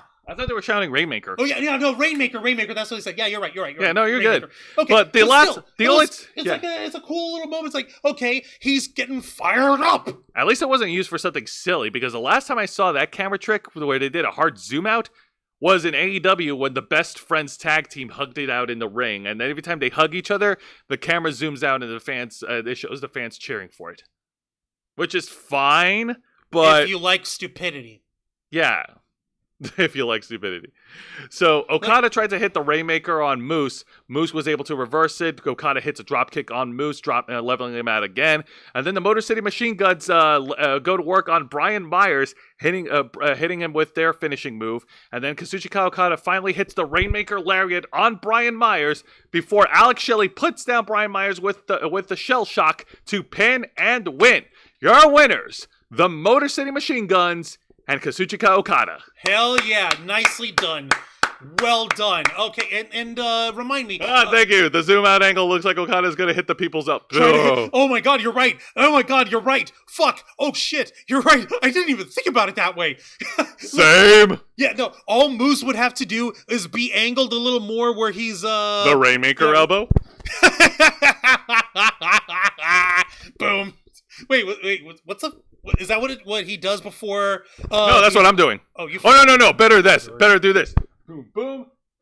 Bounce off the ropes. Bounce off the other ropes. Boom. You fucking dork. Okay, but yeah, no. Okay, so X Division champion Chris Sabin, his tag partner and BFFL, Alex Shelley, and Kazuchika Okada, one of the hottest free agents in professional wrestling right now, standing victorious over the system. And what's funny is the crowd was chanting "Fuck the system." Oh yeah, that was a funny part. They were chanting "fuck the system," and TNA bleeped out the F word. And Jose and I were actually fucking arguing about that. And Jose was like, "Come on, man! The fans of WWE and AEW were able to get away with saying that." And I had to remind Jose, like, you have to remember, AEW and WWE crowds are bigger in terms of venue and in terms of volume. You're not going to be able to make out what they say.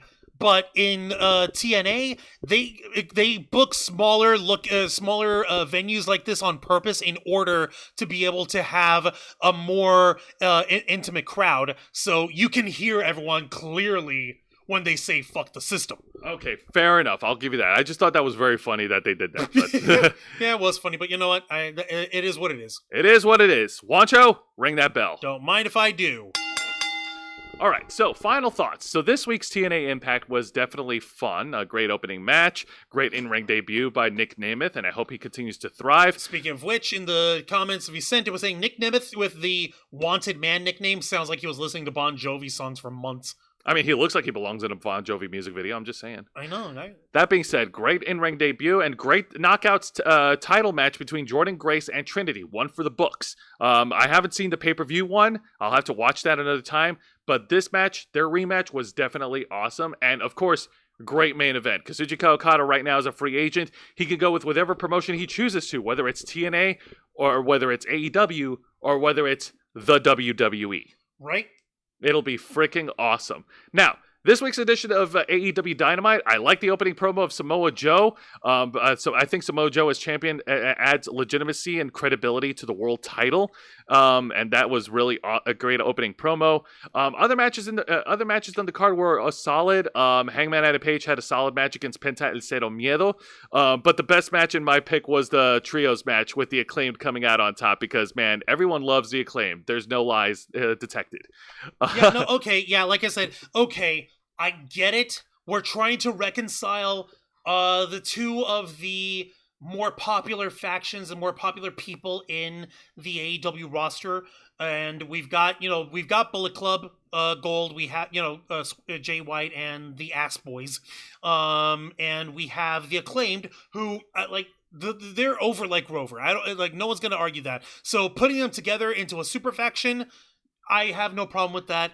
But the Bang Bang Scissor Gang, I feel like I'm gonna get us demonetized for just saying that. There's a lot of other shows that were pretty good. I like the Sting and Darby Allin promo, but everything else on the show was could have been better. The less I see Jeff Hardy wrestling, the better. And that segment between Tony Storm and Deonna Purrazzo, that did not do either one of the women any favors. Like, we get you get an A for effort, but C for execution. Sorry, ladies. Like, I wasn't feeling it, and I'm not trying to say that ironically, for because Tony Storm is acting like a bland baby face. No, Tony Storm is acting like a diva, a diva from the black and white from the 1920s. Yeah, 1920s film eras or whatever. No, I mean, I'm really not feeling it, Tony. What the fuck? So yeah, you get my annoyance now. Yeah, I get the annoyance, and it's not that I hate either of them. I love Deonna Purrazzo. She's a badass bitch. I love Tony Storm. She's a badass bitch. But I didn't feel this shit, and the worst part is they were actually using real shit in order to make their little storyline in the interview that Renee Paquette was corpsing in. Oh my god! And I still didn't believe it. That's the fucking thing. They were using real things. Those are real tattoos and I didn't believe it. We already ranted enough about it. Don't worry. This is the recap. But everything else was pretty good. I'm happy that Serena Deeb is coming back. And you know what? It was bold of her to address those issues that she was dealing with on her bold social move, Cotton. Let's see if bold strategy, Cotton. Let's see if it pays off for them. Don't be an ass. No. And of course, the main event between Edge and Minoru Suzuki was a lot of fun. I could go back and watch it many, many times because it's not often it's one of those things where if Edge was wrestling in WWE, you'd never expect him to wrestle with anybody else outside of that bubble kind of things, you know? So no, I get you. But at the same time, it's like this was one of those legendary matches that they could have had 5 years ago when the two of them were still in a higher peak. Minoru Suzuki, he is a scary, evil, creepy grandpa who will eat my face. But 5 years ago, he would have actually come here and eaten my face for saying that. Same with Edge. I love them too, but the match could have been a lot better. It could have been a lot better. I'll give you that. And of course, this week's edition of WWE NXT was also a banger. Great contract signing segment between Lyra Valkyria and Roxanne Perez. I also like the semifinals match for the Dusty Rhodes Classic. How the Wolf Dogs came out on top. Fucking Wolf Dogs. Yes. Oh my lord, I hate you for that. I hate you so much. The Wolf Dogs. It was such a great opening match. Dragon Lee's match against Scripps was definitely fun, and there were some other matches in the middle of the card that were all right. And Lexis King, like I said, Lexis King's match with Trey Bearhill was just a small speed bump. He's obviously going to move on to bigger and better things. And oh my god. And bringing back William Regal, man, it was so refreshing, so nice to see him back. Considering that he left AEW, and apparently there was some sort of like contract provision that he wasn't allowed to appear on any other wrestling television for an X amount of time. I don't know, man. I'd have to look at it up again, but it's so refreshing to see William Regal back in WWE. Yes, it is. Jose, don't look behind you. Seriously, the wolf. I got that wolf in me. No yiffing allowed. All right, that's going to do it for this week, folks. And I'm thankful that all of you tuned in. And you know what? We got a couple of minutes, so let's go into a small, brief discussion of our predictions for the WWE Royal Rumble matches. Let's start with the Women's Royal Rumble matches. Juan, your predictions. I don't know who's in it. Okay, so we know for certain that Bianca Belair, Damage Control, they're in the Royal Rumble. So is Zoe Stark. Becky Lynch has entered the Royal Rumble, and she's already made it clear that she's coming after Rhea Ripley for the WWE Women's World Title. So that's a very big deal. Yeah. Oh shit, indeed. So yeah. We got some heavy hitters, and we got Nia Jax also entering the Royal Rumble as well. So who do you think would come out on top in the Women's Royal Rumble? I'm not sure. Do you think Becky Lynch will win two times? It'd be awesome if Becky two-timer would hit it, but I don't know. I think. Yeah, no, it could go either way. I know they're going to totally floor us with someone completely unpredicted.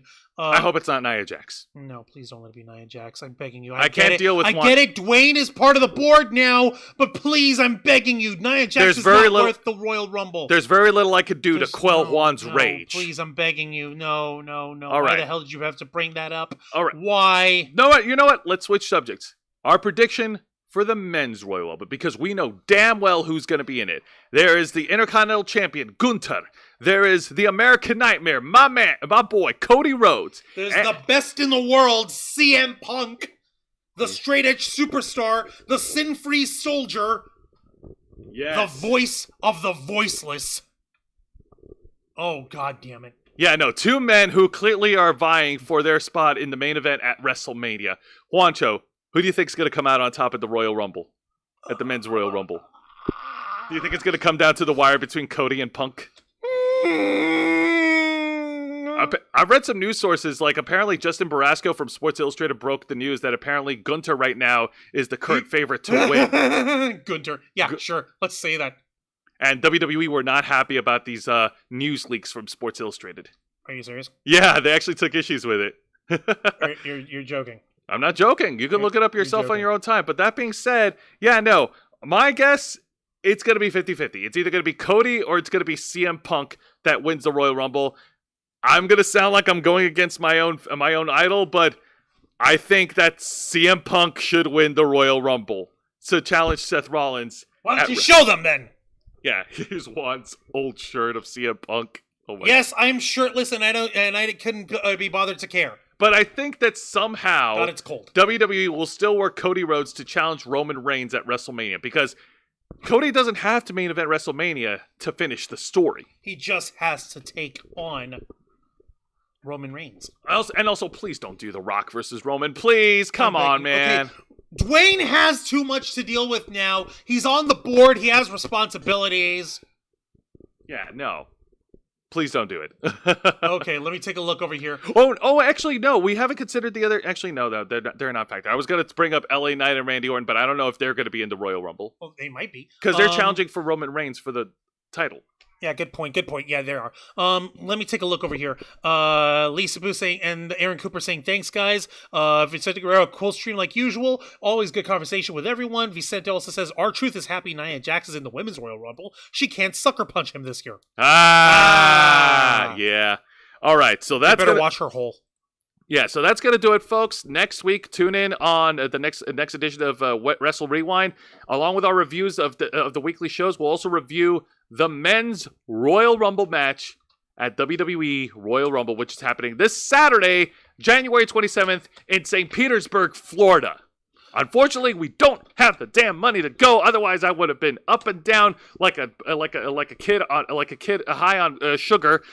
But we will watch the pay-per-view on Peacock, and we will give you our review of the Men's Royal Rumble match.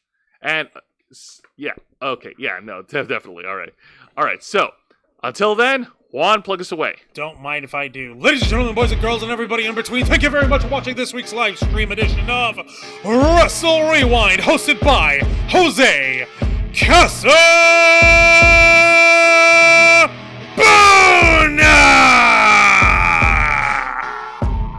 as he reviews for you the best of the worst of 3 of the most exciting professional wrestling programs in North America today. WWE's NXT, All Elite Wrestling's AEW Dynamite, and Total Nonstop Action's TNA Impact. Step into the ring every Thursday night at 10 p.m. Eastern Time. It's live, simulcasting on YouTube and Kick. Hit the subscribe or the follow button. Ring the notification bell to stay up to date on all of our content. Become an Interflocker by hitting the join button. And until next time, continue to follow us on Facebook.com. Wow, this thing is lagging. Facebook.com/TheRavensFlock. Twitter.com/RavensFlock13. Instagram.com/TheRavensFlockOnline.